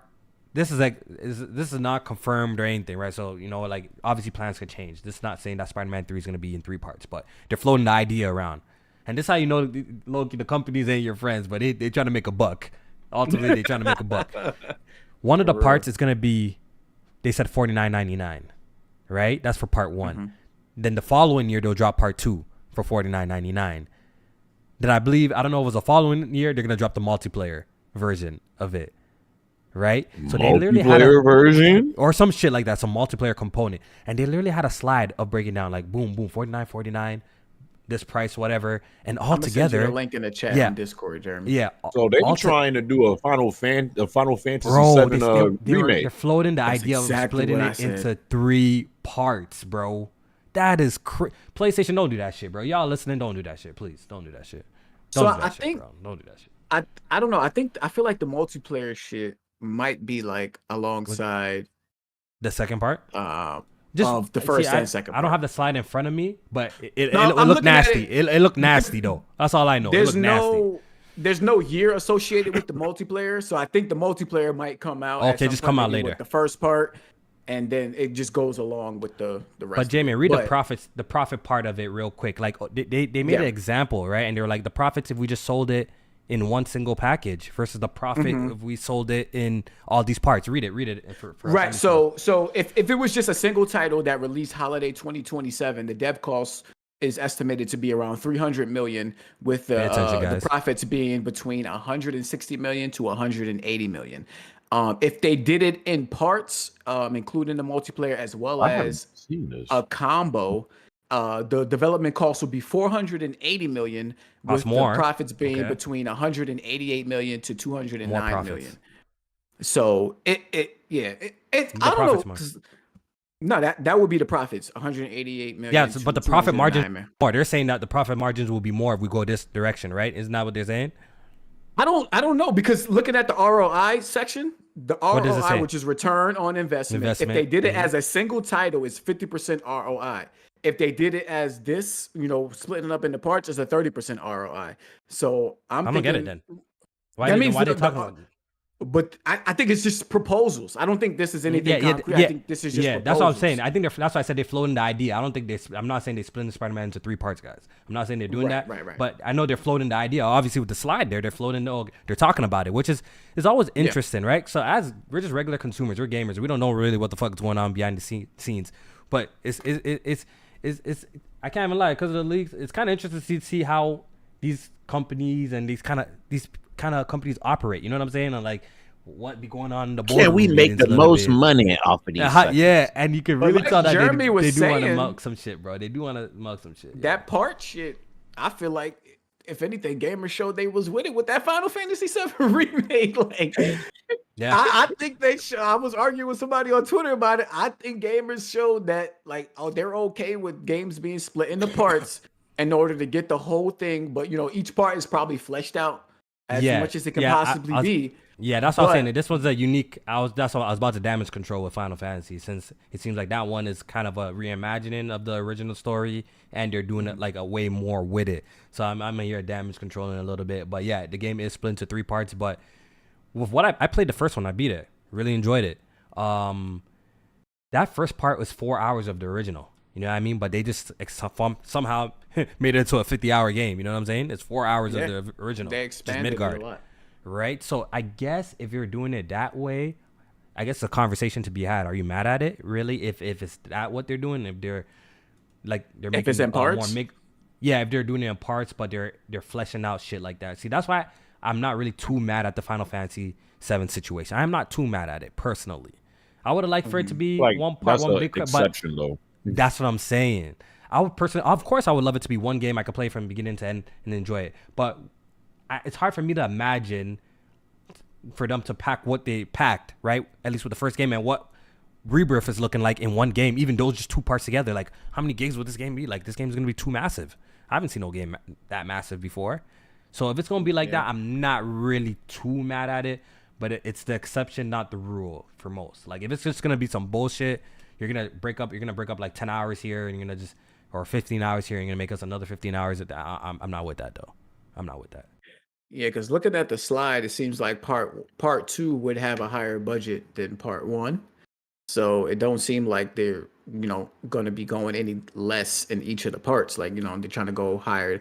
But each part is not as high as what Spider-Man 2 was. So it's this shit is great. I don't know. I'm not a fan of shit being broken up into parts. Like, I just want you to make the game not for no Spider-Man. Yeah, make it one game. No, not for no Spider-Man. And yeah, just make it into one and give me that product. And then if you want to do a sequel, then go ahead and do a sequel. But I don't know. I don't know. These companies, they like to, skim off the top. Like, you know what I mean? We're gonna say that for part 2. Yeah. Like, I don't want to be a victim of that. Like, I'm not cool with that. Yeah. All right. Some other interesting things, right? Talking about Spider-Man 3, and we're just talking about Wolverine, right? Those two games, apparently PC ports already have their budgets and are already in the works. They're already making the PC port for Spider-Man 2, and they're making the PC port already for Wolverine. Love to see it. Absolutely love to see it. Love to see it. And I was thinking to myself, Wolverine might be the perfect game, J-Main, just be like, fuck it. Let's just put it on PC and PlayStation at the same damn time. I think this would be the perfect game. That's what I'm saying. This might be the one. This might be the perfect game to be like, fuck it. You got PC guys modding the old build, doing all sorts of dumb shit. Why don't we just give them the game and experience it the way it's intended? This is the perfect scenario for them just to release it both at the same time. And Sony could also use it as a test to see Wagwan. I think we need to see that happen. So y'all can see Wagwan, bro. We can see Wagwan. Because a lot of y'all saying that, PC gamers ain't going to buy it, blah, blah, blah. No, I think it would perform extremely well on PC if it dropped day one with the PlayStation version. On top of the hype train, 100%. I think the sales will look really, really good. What you think about this day and day shit, Jeremy? Let me use the bathroom real quick. Go ahead. But honestly, there was also more information that came out that's not even really like games related in the sense of like about a specific title. But we did get information about PlayStation and the PC ports. Apparently, we're getting reports that PlayStation, if the PC port costs less than $30 million to make, J-Main, because that was such a huge conversation and talking point for the fanboys. That waste of resources, the key word, waste of resources, bro. Apparently, it only takes an email approval. If it's less than 30 million. If it's less than 30 million, and we're looking at some of these the budgets or that's allocated to making the PC ports, J-Main. You see how cheap that shit is to make a PC port? See how cheap that shit is to make the port on PC? I think the Ratchet PC port was like $2.4 million. Bro, what are we talking? I never want to hear the word waste of resources ever in my life. I don't want to. I don't want to ever hear that. It costs nothing to move the game over to PC. Absolutely nothing. So the Ratchet PC port is estimated at $2.6 million. They're expecting 800K sales, which would net them $20 million in profits. Like you said, ports that cost under 30 million require just an email to get Sony to fund it. That's fire. That's fire. And looking at the PC ports for the Spider-Man games, none of those were anywhere close to 30 million. Even Spider-Man 2 was like the most expensive, and it was like 4 point something million. They said it's becoming cheaper. Once again, this is why eventually it will happen. It's becoming cheaper. It will happen. It will happen. So, Jamie, you don't think it will ever happen at any point in time, even 5 years, 5 years down the line, 10 years? You really believe that that's not happening? with everything, all the information that we have in front of us. PlayStation saying that, yo, we got to expand. PlayStation looking at Microsoft with the advantages. They're looking at the advantages that Microsoft has. Like, damn, yo, now that they bought Activision, they have a little bit of the upper hand on us on the mobile space now because they got Call of Duty Mobile. They got the upper hand on us on the subscription space. They got the kind of an upper hand. So we got to be careful. We got to expand. They literally just said themselves, we got to expand. And people are walking around saying that slide was fake. It's actually turned out to be a real slide. It's actually a real slide, by the way, guys. Yeah. It's not a fake slide. It's absolutely real. It's a real slide. Real. And what a tweet that J-Main made was so prolific. PlayStation wouldn't have wasted all them times and they would have played ball when it came to the court proceedings if they thought if they didn't think it was a threat. Right. They wouldn't have. They would have been like, all right, we'll sign our deal. We'll sign our deal. Right? Yeah. Nintendo. What did Nintendo do, J-Man? They're like, all right, fuck it. They signed the deal. They didn't sign the deal. Didn't do nothing. Oh, Nvidia, huh? All right, we signed the deal. PlayStation. What did PlayStation do? Nah, they had to do a deposition or whatever of Jim Ryan. They got to do all sorts of shit. They came to court. They did all sorts of shit. Right? Right. You know what I mean? So of course PlayStation knows that. I think the whole day and date shit. Like I think we'll get closer and closer to it. It's gonna happen, I just don't think we'll get there because I still think that they want to sell the box. They still want to sell the console to get people within the ecosystem of that box, and they'll get as close as possible without eventually going there. You know, take this in. Let me. And I have the perfect example of this. Okay, do you think PlayStation values a customer that buys the console? How much do you even know how much they make off the console? I hear typically they don't make too much. They don't make much. Wait, hold on, Jimmy. Let me just finish the point, though. Let me finish the point.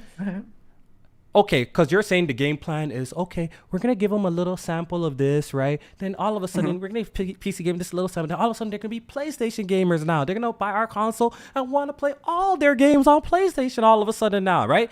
That's what that's what most people assume is what's happening. I don't think that's what's happening because logically it doesn't make sense. And I have a perfect example. That's what I'm saying. Okay. You give PC gamer a game, primarily PC gamer a game like Spider-Man. We play. Fuck, this Spider-Man was fire. Spider-Man 2 comes out. No PC release. What the fuck? Shit, man. I can't wait, man. Maybe I'll buy that PlayStation to play that Spider-Man 2. Buys a PlayStation. Play Spider-Man 2. Never touches the PlayStation again. Do you think PlayStation values a customer like that? That's my question to you.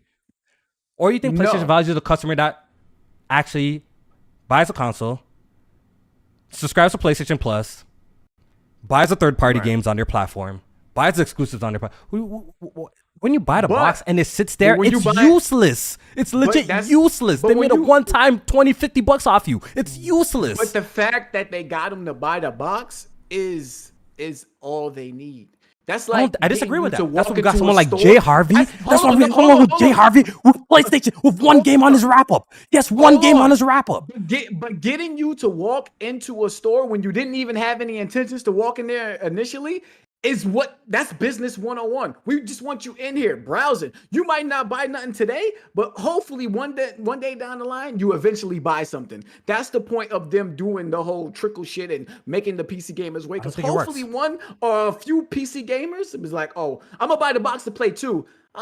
I'm not buying nothing else today, but hopefully one day you get there and you buy something else that'll keep you into the ecosystem. I don't think that game plan. I don't think that game plan is a sustaining and a long term one that works. You know what I personally think. I'm nobody, but you know what I personally think. I think there's a console audience and there's a PC audience. Of course, the PC audience is always growing, right? Just how these console gamers are born every day. The PC audience is always growing as well, right? So we're seeing a lot more shit happen on the PC side of things, and we've seen reports that Capcom said 50% of our quarterly sales were all PC gamers don't buy games, but 50% apparently of our Q3 sales were all PC sales. 50%, you know what I mean? Of our personal game sales. So more people are buying on Play. I think PlayStation is gonna come to one day. They're gonna come and see like, yo, nah, bro, these games are costing us. The games that our fans like cost us fucking $30 million to make. Nah, bro. We can't do this. We need more. We need to put our games on as much places as possible. That's why we're seeing these slides, right, of PlayStation kind of reverting back to like their old ways. Because it's nothing new for PlayStation for doing the PS Now thing and the streaming thing. But I think they just started that time. They started at a time where maybe just the market wasn't ready for that. You know what I'm saying? Consumers weren't ready. Maybe the technology wasn't ready for that. But now we're creeping to the technology, right? But now we're creeping to an era where that shit might be viable for people. You know what I'm saying? That's why we're seeing all this expansion. I fully believe that as time goes on, and I've been saying this for fucking years, since PSP days, that we're only gonna see deeper and deeper integration. But the funny thing, it started with nothing. I remember mans were making fun of me, saying Death Stranding never gonna. I have the tweets. I kept the receipts. Blaze at 4K. Kofi, Death Stranding. Look, only on PlayStation in the store. He made a whole video laughing. A whole bunch of people liking the tweet. Look what happened. Couple of years later, I've been proven to be right on many occasions about this. I'm saying, I think as time goes on, Jamin, I think the integration is going to get deeper. It's not going to remain the same. It's going to get deeper. I don't know how people are not seeing the writing on the wall for this. Even Jack, I think even at this point, I seen him tweet about day and date. And at one point in time, you would never convince someone like that. But he sees the writing on the board too. I'm surprised you can't see the writing on the board that session is going to come. I don't see it, bro. As much as I want it to happen, I just don't see it yet. I don't see it. If let me see, what would make me see it? Yeah, nothing until the funny thing is the funny thing is they're already even doing that with certain titles, but all about their stipulations. Oh, it's a multiplayer game. It's a multiplayer game, so that's okay. It's already happening, but it's different. See, they moved the goalpost somewhere. Multiplayer I think games, the single players will be. I think it will be a thing. It will be a multiplayer games. They need the player base to survive. I'm sorry. I've been you know why a lot of PlayStation niggas don't fuck with me? Or a lot of PlayStation. Jeremy, you want me to tell you why a lot of PlayStation niggas don't fuck with me? Or some of them don't. At least the hard fanboys, the dumb brain, the crayon eaters, the dirt lickers, you a the playmaker. That's wow. Yeah, maybe they hate him because of that too. Maybe they hate him, but I always thought it was a great idea. PlayStation bring their games to PC, and clearly, guess what? PlayStation thinks it's a great idea too. Why do they keep doing it, J-Man? Why is Horizon dropping early? Forbidden West dropping early next year? Why did they drop on nobody God of War? It on the PlayStation? Bro, that's what I'm saying. Clearly, they think it's a great idea too. They look at the return on investment. They're like, oh shit. I heard that, Jared. I heard that shit. I'm wrong. Watch your fucking mouth, yo. They're looking at the. I'm wrong. You're wrong. Yo, they're looking at the ROI on this shit. They're saying this is a great idea. I think they're only gonna go deeper with this shit. I don't know how people do not see this at this point. But no, I definitely think they will too in the future. I don't know if it's gonna ever get to a point to where like a game drops on, like especially a big single player game drops on PlayStation and PC the same day. But I feel like the time it takes to come to PC will be shortened. I feel like that might happen. But I don't know. I mean, yeah, you have to adjust to just how times are now. But at the same time, I mean, you got someone like Nintendo. They if you want to, yeah, you can emulate their games on PC, but they haven't made a crossover. Nintendo seems like they're still doing fine. Yeah, they're doing it old fashioned. You know what's crazy? They're super old fashioned, but back in the day, Nintendo would never loan out their IP for another company to make a game like Mario Run. Even Nintendo is somewhat adapting to the current climate. They will never have a Animal Crossing on an iPhone. They will never have a Mario Kart on the iPhone. They will never do that back in the day. They don't license their IP like that. You know what I'm saying? So things are changing. Things are clearly changing. One thing I do agree with is that PlayStation definitely the budgets of these games are getting so crazy that they need to venture into other places to get revenue for these for the future budgets of games. Like with PC, like you said, they need to make more money elsewhere. Okay. To put back into the development. Mobile, same thing. Like they're doing Horizon multiplayer. They tried to do The Last of Us. Like all that shit needs to create revenue so they can put back into the development of future games. Exactly. I do agree with that. They're not y'all, we have to get out of this fanboy console war mentality, because then shit, a lot of shit makes a lot of sense once you get out of that shit. A lot of that shit makes sense. What they're doing and all of that. And once again, I want to talk about this real quick. The whole PC game sales are bad. I hate that narrative so bad. I hate it so much. Until we get a day and date release, I don't think none of them sales are bad, bro. J-Man, God of War 2018 selling 2.5 million units. And apparently those are old numbers, by the way. I looked at the date. Those are not even the current numbers. So it's probably past that right now. Right? But in the leaks, right? We seen that God of War sold 2.5 million copies on PC. But you're not getting it. The game launched on PC at full price. Yes, there's other avenues that you can get a game, whether you could pirate it, whether you could buy it on CD keys, whether you could do it. But a lot of people do buy their games on Steam. And we do have evidence that people are buying it. Or how is PlayStation reporting a 250% return on investment on Horizon Forbidden West if people are not paying for it? You know what I'm saying? They relaunched that. They launched a port of that game. And we were just talking about how much it costs to bring that game over, Jamie, to the PC platform. A game that's already done. That already sold 20 million units somewhere else. And sold another additional 2.5 million. And when it did launch on Steam, it was priced at a retail price game. That was just crazy. When you think about it, Sony is crazy. They priced it at a full price game, bro, for a 4-year-old game, and they ended up selling 2.5 million units. How's that bad sales? Do you have that chart of the sales for the PC ports? Which one? Which one? I think there's the one that has like Horizon on there. Oh, I found it. Okay. Black Dragon, I'm seeing your comments, but that's 3 months of sales, my guy. And we're talking about Uncharted 4. Jeremy, when did Uncharted 4 come out? Uncharted 4 came out in 2016. 2016. Uncharted 4. Oh, you talking about like the Lost Legacy collection? But it doesn't matter. It's just a package of a game that came out in 2016. The game came out in 2016. What are we talking about? Man's done seen the reviews, man's done seen the playthroughs, man's done seen everything else they can see about that game. You know what I'm saying? So we gotta start making these comparisons when they drop day and date. That's what my point is saying. Here we go. Let's talk about it. Here we go.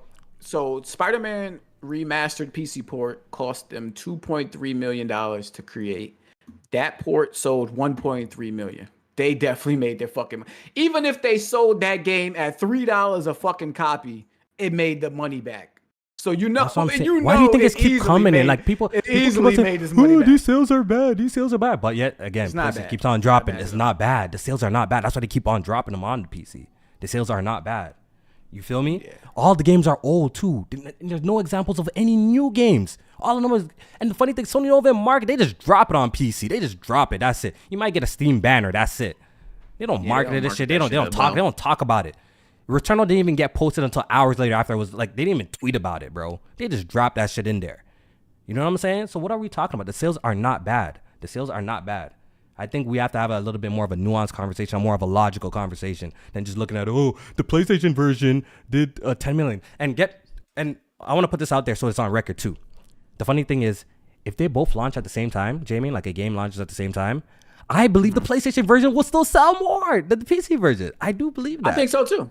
I believe that, but the PC numbers will drastically improve, though. Be better. Will drastically improve. You will be within the zeitgeist of the launch. Like everybody's exactly the hype train. Everyone's excited. Everybody's posting on it. Like, oh shit, I can't wait to play this. When you versus 2 to 3 years down the line, and you're like, oh well, I either already played it or I heard about my friends that played it. Then it's like, all right, I'll get to it when I get to it. That's old, bro. It's old, bro. So first of all, let's wait until a game launches and we're going to see. I personally think the sales will still be better on PlayStation, but I think the PC numbers will definitely drastically improve and look a lot better and be higher because obviously it's within the realm that people care about the game. Not after the game has sold 10, 15, 20 million copies. Now we're talking about a game flopping. My nigga, what are we talking about? Y'all cheese me. Y'all piss me off, bro. Let me read some super chat. Let me read some super chats real quick. This one's from Type 1. He says, look, I don't know how much about cybersecurity, but whatever Sony uses is aesthetic.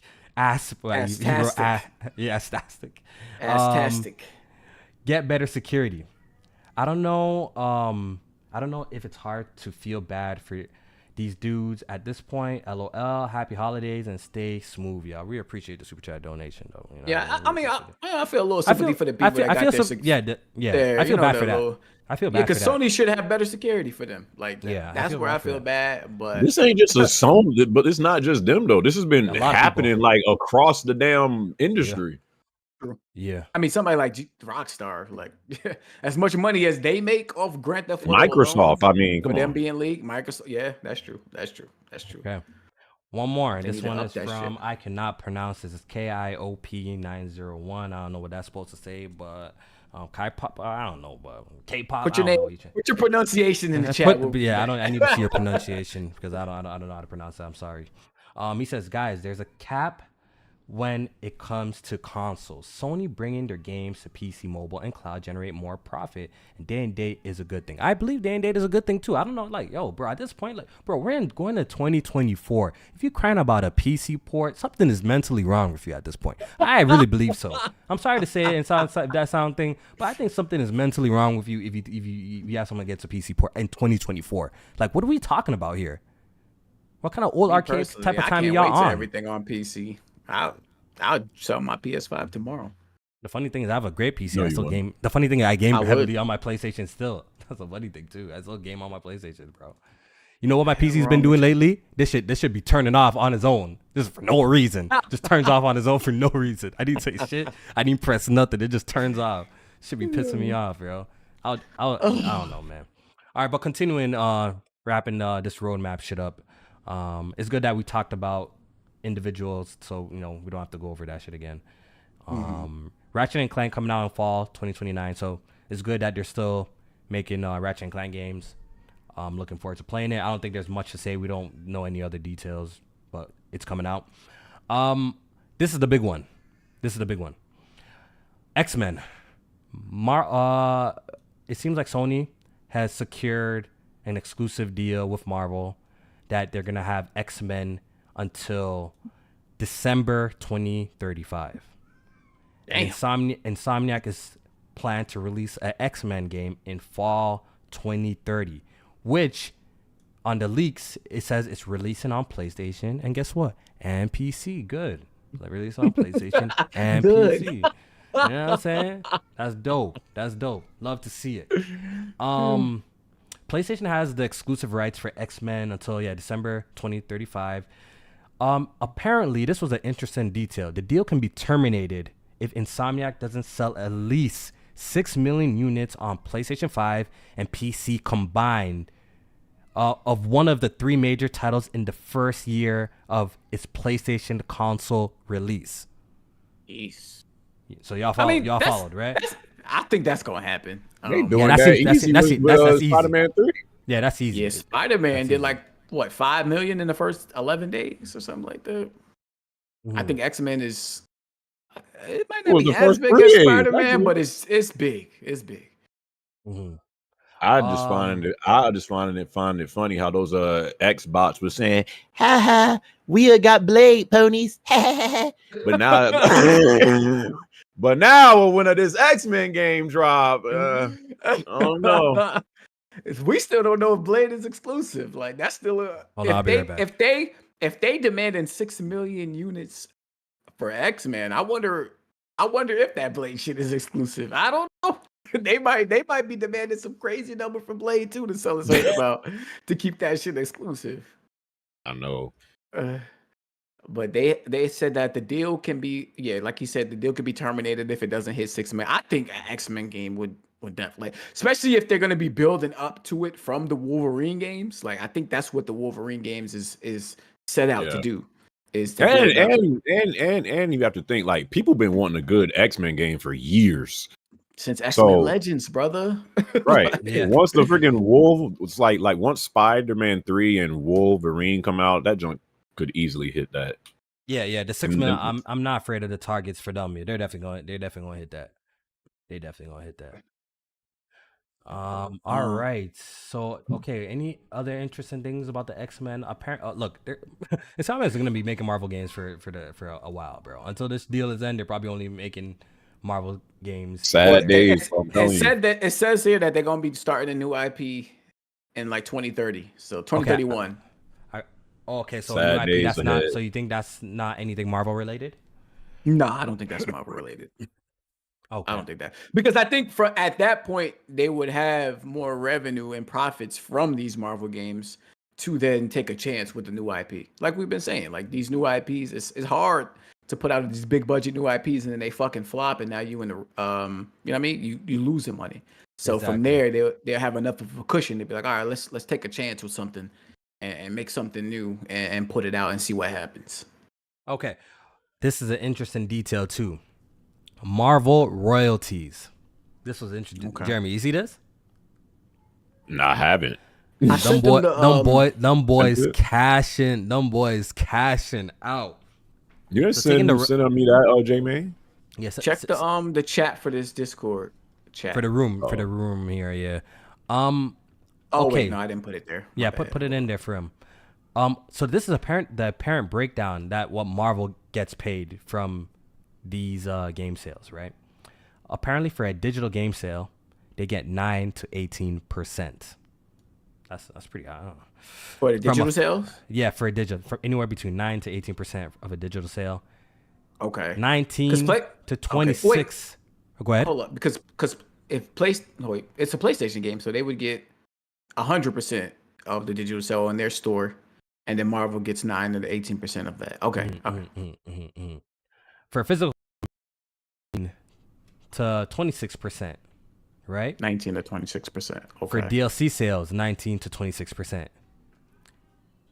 And for console bundles, and like bundles and by the wholesale price apparently or some shit like that, 35 to 50%. Wow. They get royalties off. Now, they taking a lot off. They take a lot off the top. I thought that was a lot. God damn. They take a lot off the top. Them bundles, them bundles, they cashing out on them bundles for sure. 35 to 50% on that. Damn. Yeah. I get it though. These IP that they licensing now is very lucrative. So they want to make sure that they're getting paid respectively off of them. Damn. Yeah. All right. So moving on. Okay, so this is probably one of the last few topics we're gonna talk about this whole leak shit before we're gonna wrap up and get out of here just now too. Spider-Man: The Great Web apparently was a thing. Jeremy, you seen that one, like the multiplayer experience that they were working on apparently. You see that? Oh, this guy's probably not by his computer. He's probably not by his computer right now. But you see that, Jeremy? Yes, I've been very invested in this leak right here because I want to see more multiplayer from PlayStation. So I was wondering, it's still kind of up in the air whether this was canceled or not. Yeah, but we don't know. It's a lot of information here about this Spider-Man multiplayer game, which I think is supposed to be like the Spider-Verse multiplayer game. Yeah. And they basically compared it to Spider-Man meets GTA Online. That's what they said it's supposed to be. I mean, we got everything from. Wait, can you say what you just said? I just got. Yeah. That. I even asked you. I was saying, have you heard of the Spider-Man multiplayer game that they were working on as one of our last topics? The Great Web, the multiplayer thing. Did you hear about that? I did not. Okay, so apparently apparently Insomniac was working on a multiplayer experience where they're using the Spider-Verse characters and you're fighting like Giant, Sandman, Venom, or like that's what the concept art was. Apparently, like it's still up in the air whether if it's coming out or it's canned or it's gonna be repurposed. Who knows? But apparently they were working on a Spider-Man multiplayer game called The Great Web. Yeah, it's supposed to be like Spider-Man meets GTA Online. And what I'm seeing from some of these slides is that you pretty much get to create your own spider hero, and you select from different type of archetypes, whether it be a Peter Parker, a Gwen Stacy, a Spider Girl, a Miguel, Spider-Man 2099, and each of those have different attributes that you would build off of. And then like they would have roadmaps for seasons that tackle whether different comic book stories. Where you fighting against different, villains, whether it be Venom, Mysterio, Lizard, Carnage, and then they also would have like a battle pass included with it. And yeah, like some of these images, you'll see like yourself and other spider heroes fighting against like these fucking villains that are big as hell. Yeah. And I don't know, I would be interested. I guess I want to see it. I guess it would be something like maybe like a DC Universe online or something like that. I don't know. Who knows? Jeremy was saying that he wants more unique multiplayer. I was about to say, you just said he wanted more unique multiplayer 5 seconds ago. That sounded kind of buns to me, bro. Really? You ain't fucking with the Spider-Man Online? I mean, might be lit. You create your own spider hero that's unique to what you want him to be, and you going on missions and shit together with people online and with your friends and taking down heroes and shit like that. I would play something like that. I want to see it. I would like to see it. Like, it intrigues me. I'm not saying like I'm jumping out my seat for it, but something like that might intrigue me. Switch it up from the what's it called? The generic third-person shooter, 3-player co-op sort of situation. You know what I mean? Like, go switch it up. So I wouldn't mind seeing if they could come up with something creative. You know, we'll see. We'll see though. Okay, so. Yo, what all did that roadmap show? Like, I literally looked at like 2 things, and I'm like, all right, I don't want to see like the whole damn so like. you learning more? You're learning more shit. I'm literally like hearing this junk for like the first time. Really? You learning about some shit. I didn't, bro. I ain't want to be spoiled like freaking for years. Yeah, so I think that's pretty much it for the most part of like the main things. And I feel like when like each game we kind of talked about it in depth. I would talk about the Spider-Man 2 expansions that did get leaked, but I feel like that's getting into spoilers. That's spoiler shit. I'm not gonna talk about that. You know, we ain't gonna bring that up. If you want to go see for yourself, it's out there, but I'm not gonna talk about that. But I think outside of that, we already talked about, you know, the strategy, their concerns about Activision a little bit. We talked about all of that. So I think we could put a bow tie on that. All right, so some really quick things before we get the hell out of here is PlayStation has hit 50 million console sales. Just 1 week slower than the PS4 did. So it's pretty much tracking the same as the PS4. Yeah, they made sure to put that out after all these leaks happened. They was like, we're gonna try to divert the conversation real quick. Yeah. What's it called? The Max Payne voice actor. Oh, okay. Go ahead. You have something to say about it? I was just going to say, I mean, that's still good considering when a PS5 first came out, you couldn't even find one in the stores for the first, like, what, 2 years or something? Yeah. felt like. Yeah. It's just being bought up by scalpers. Exactly. Another I don't know. Hold on. Go ahead. Real quick, though. I don't know if I remember correctly, but did you feel like, Kofi, that the PS4 5 wouldn't sell better than the PS4, like overall? Like it's gonna sell better, like in its lifetime, or as of now, it's selling better. Like, what do you mean? Yeah, like in its lifetime. Yeah, I remember Kofi saying that he thought the Series X was going to be better than a PS5. Did I? Wait, what? Wait, when was this? This is news to me, Jeremy. This is news to me, Jeremy. I could have sworn I some seen shit up. one. I think you're making some shit up, Jeremy. I think you're making some shit up. I could have sworn. I could have sworn you making some shit. Oh, Jamie, so you gonna co-sign that? All right, you nasty. You nasty for that. You nasty. When did I say some shit like that? I don't remember the shit. I would remember it. I would remember if I said some shit like that. I would remember. You definitely said something about the Series X selling like. You said wild stuff over there. No, I'm just saying. No, I remember a conversation of us having that. I think the Series X should sell more than what it's selling. Like, it's no excuse for that, for what it's selling now. Yeah. Ever since you said that, the shit been selling worse. That's what I'm saying. Shit getting demolished like 3-1 by PS5 in 2023. The shit is doing bad. Yeah. And their games are also on PC. That's not the reason why they're getting cooked. I fucking died here, yo. I'm losing my voice, yo. Max Payne 3 voice actor passed away. R.I.P. James McCaffrey. Mm-hmm. He was also the voice actor, I believe, in Alan Wake 2 as well. Yes, I believe so. So R.I.P. to that man. You know what I mean? Yeah, he had roles in Control, Alan Wake 1 and 2. Great man. Yeah. All right. Yeah. Didn't he pass from cancer too? I think. Yeah, I think it was cancer. I think so. Cancer. I think so. Cancer. It's always the seed, bro. That shit took a lot of my loved ones out, man. That's all I'm saying, man. Y'all are so nasty in this. Kofi sounds like Kofi. Y'all don't even confirm it or it's true. They just say sounds like Kofi. Sounds like Kofi. Get out of here. Definitely sound like something you would say. That did not make it. I never said this. I'm okay. I might have said that it should be closer. I might have said something like that. It should be closer. No, I'm telling you, I ain't just pulled that out of nowhere. I know, but I always knew PlayStation was gonna sell more than Xbox. So there's no way I would have came out and said popped out and said Xbox gonna do better than PlayStation. There's no fucking way I would have popped out. That don't even sound like me, bro. That's man, crazy. they had the Series S going for like $1.50 the other day. I seen $1.50. It was like $1.50. They would have the Series S going for in the market somewhere. I'm like, God damn. Yeah. They giving that shit away, yo. Nobody want that shit. Yeah. Jesus Christ, JV. Bobby Kotick is leaving the company Activision Blizzard. He's leaving December 29th. So for the people who care about that, he's leaving that. He leaving 500 M's up. So I'm pretty sure he's okay. I'm pretty sure he's okay. He's happy.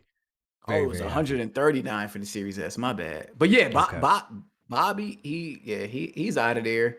I think they did some restructuring at the Activision Blizzard Studios, and they got fucking Matt Booty, I think, overseeing some of the Activision stuff. So yeah, just a little bit of a switch up, but yeah, Bobby's gone. And the last topic before we get out of here is that Suicide Squad also got some story spoilers, and the funny thing is nobody is talking about them. The conversation surrounding it is Jeremy, quiet. did you play the alpha?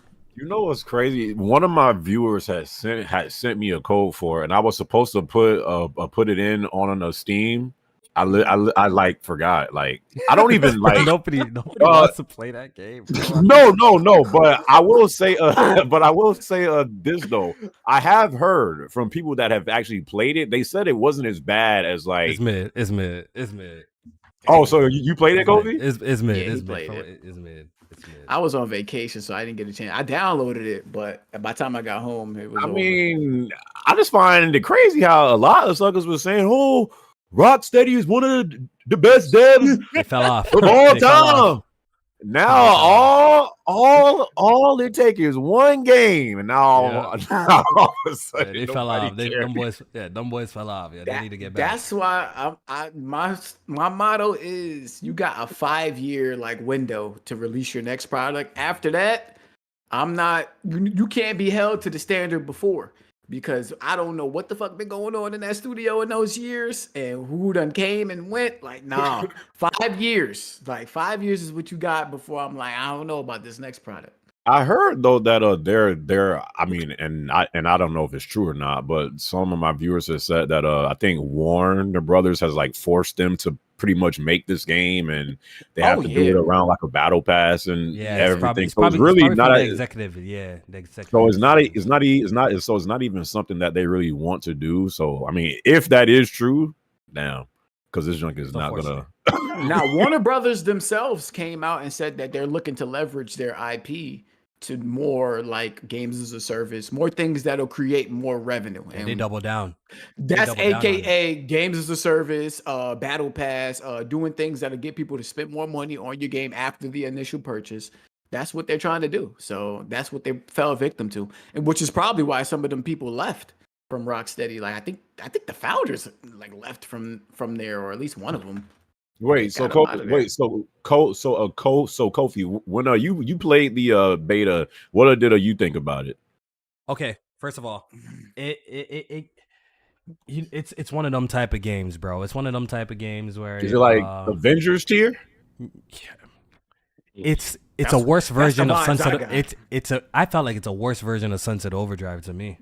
It's a worse version. I think I'd rather play Sunset Overdrive 100%. It's a worse version of Sunset Overdrive. Listen, there's something like, and you talking about Unalive Team for the record.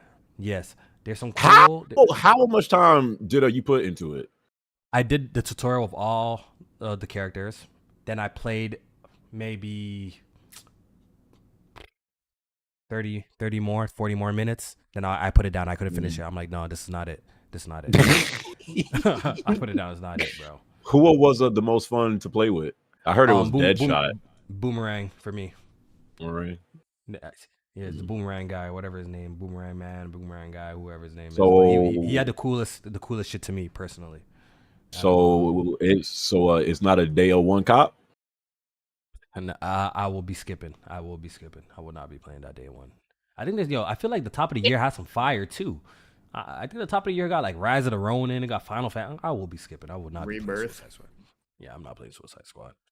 Yeah, I think it comes. The funny thing is, I'm interested in the story and the boss fights. Like, I'm interested in that, but I don't know, man.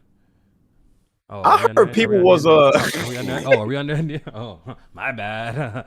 My bad. I heard that because I guess bro, these leaks have been going crazy. Because I also heard that recently they had showed that one of the members of the Justice League was getting killed, and like Twitter was going crazy, and I'm just thinking like, what the freak? Like what? Like what do people expect? Like what do people expect? You're literally killing the Justice League, and like people are like, you can't do this. Yeah, they was tripping because it's the last was it Kevin Conroy's the last voice acting role, and so they was tripping off of that. But yeah, I'm just saying they want, like I told J-Man before the pod, they're going back to making Batman after this. I think this game's gonna, even for the brand name, I think it's gonna. Nah.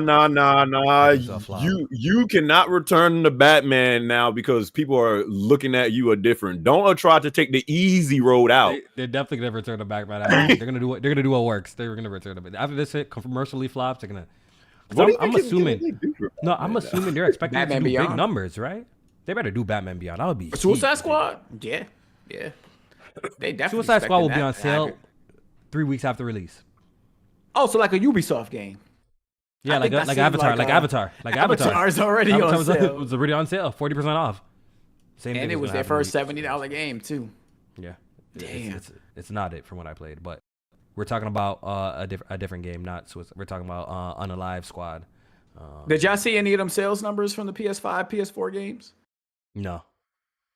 You didn't see like the Bloodborne selling like 7 million copies and shit like that. Yeah, Bloodborne and Days Gone did like. I think this is as of 2022. Yeah, they did good numbers. Numbers. But yo, let's get out of here. Asking for enhancement for Bloodborne. I know. Still ain't waiting. Bro, I'm just gonna play the copy that we got at this point. It is what it is, bro. We play this 30 frames per second in the frame pacing issues. I'm gonna play all of that shit. Fuck it. But yo, let's wrap up. I'm gonna go watch my baby, go take care of him. It's been a long pod.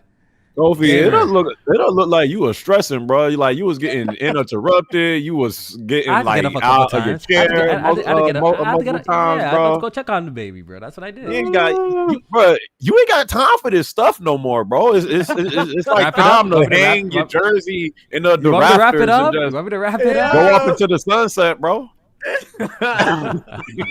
It's time for me to wrap it up soon. Don't worry, I have my time. I feel like I still got a 1-2 big things popping still. Next, let's see what's going on. I still got a 1-2 things going on, so we'll keep it going. You know he a playmaker now, Jeremy. It's different out here.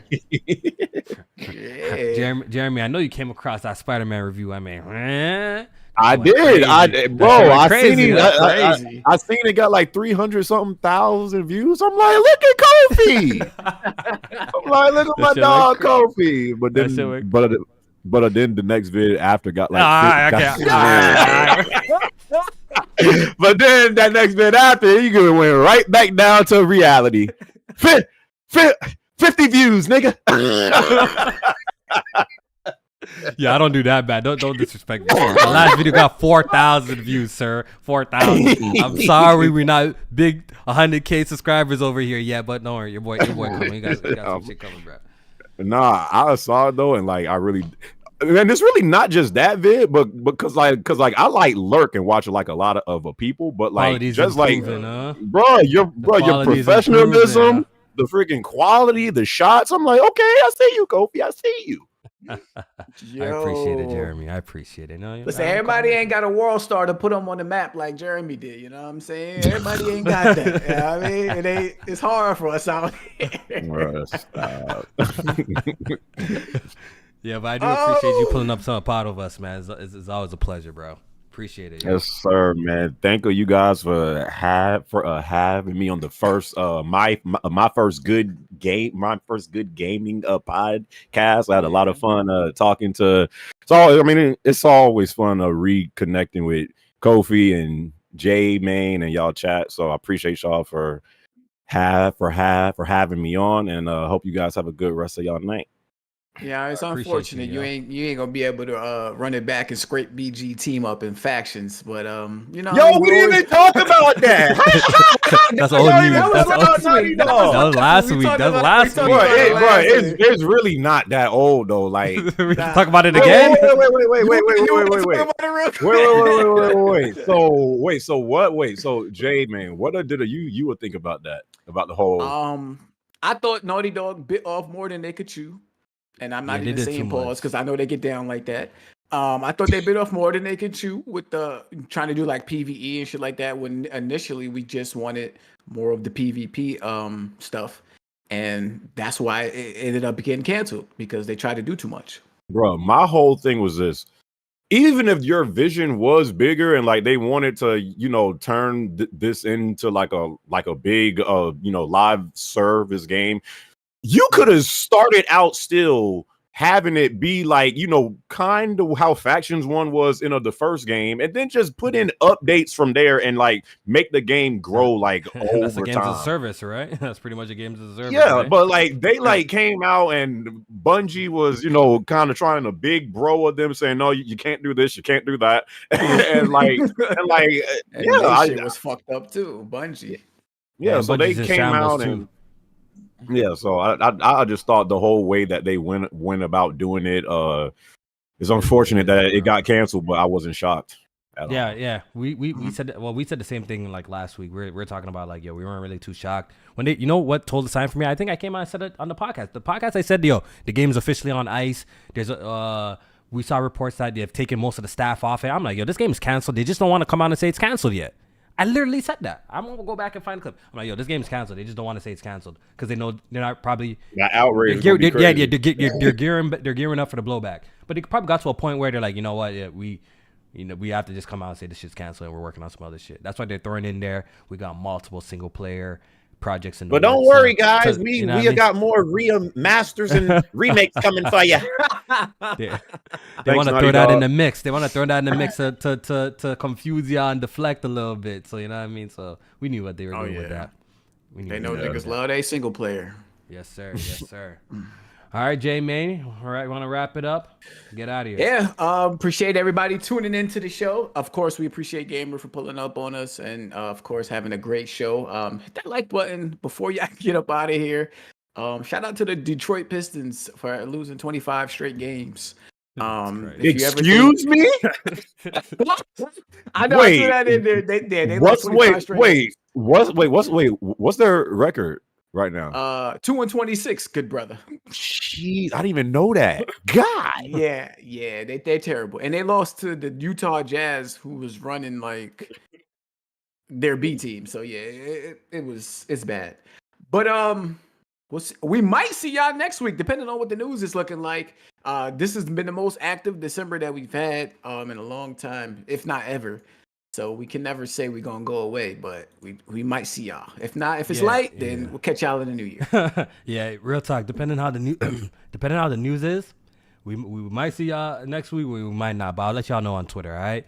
But with that being said, yo, Kofi, wait, Kofi. I just went to your Twitter. Yo, your kid look just like you, like a clone, bro. Yeah, like I literally see your face in your kid. That's crazy. That's wow. dope. That's Congrats, dope, bro. He was in that ad and everything. Just like you, dog. Yeah, I know.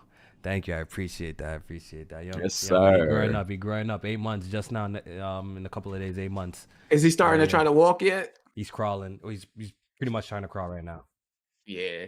When once he start walking, it's a wrap. I'll tell you that right now. You're gonna be running around the house. When you gonna make his own YouTube channel?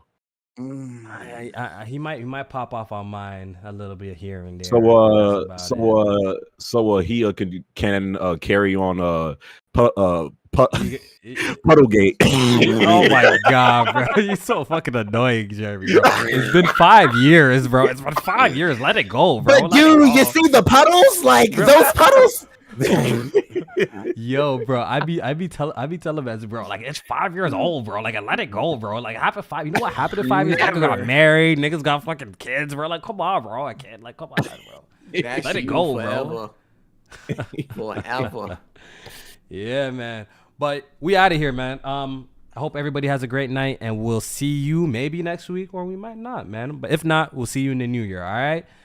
Keep you guys updated on Twitter. Merry Christmas to everybody as well. Guys. Happy holidays. Merry Christmas to y'all, man. Merry Chrysler.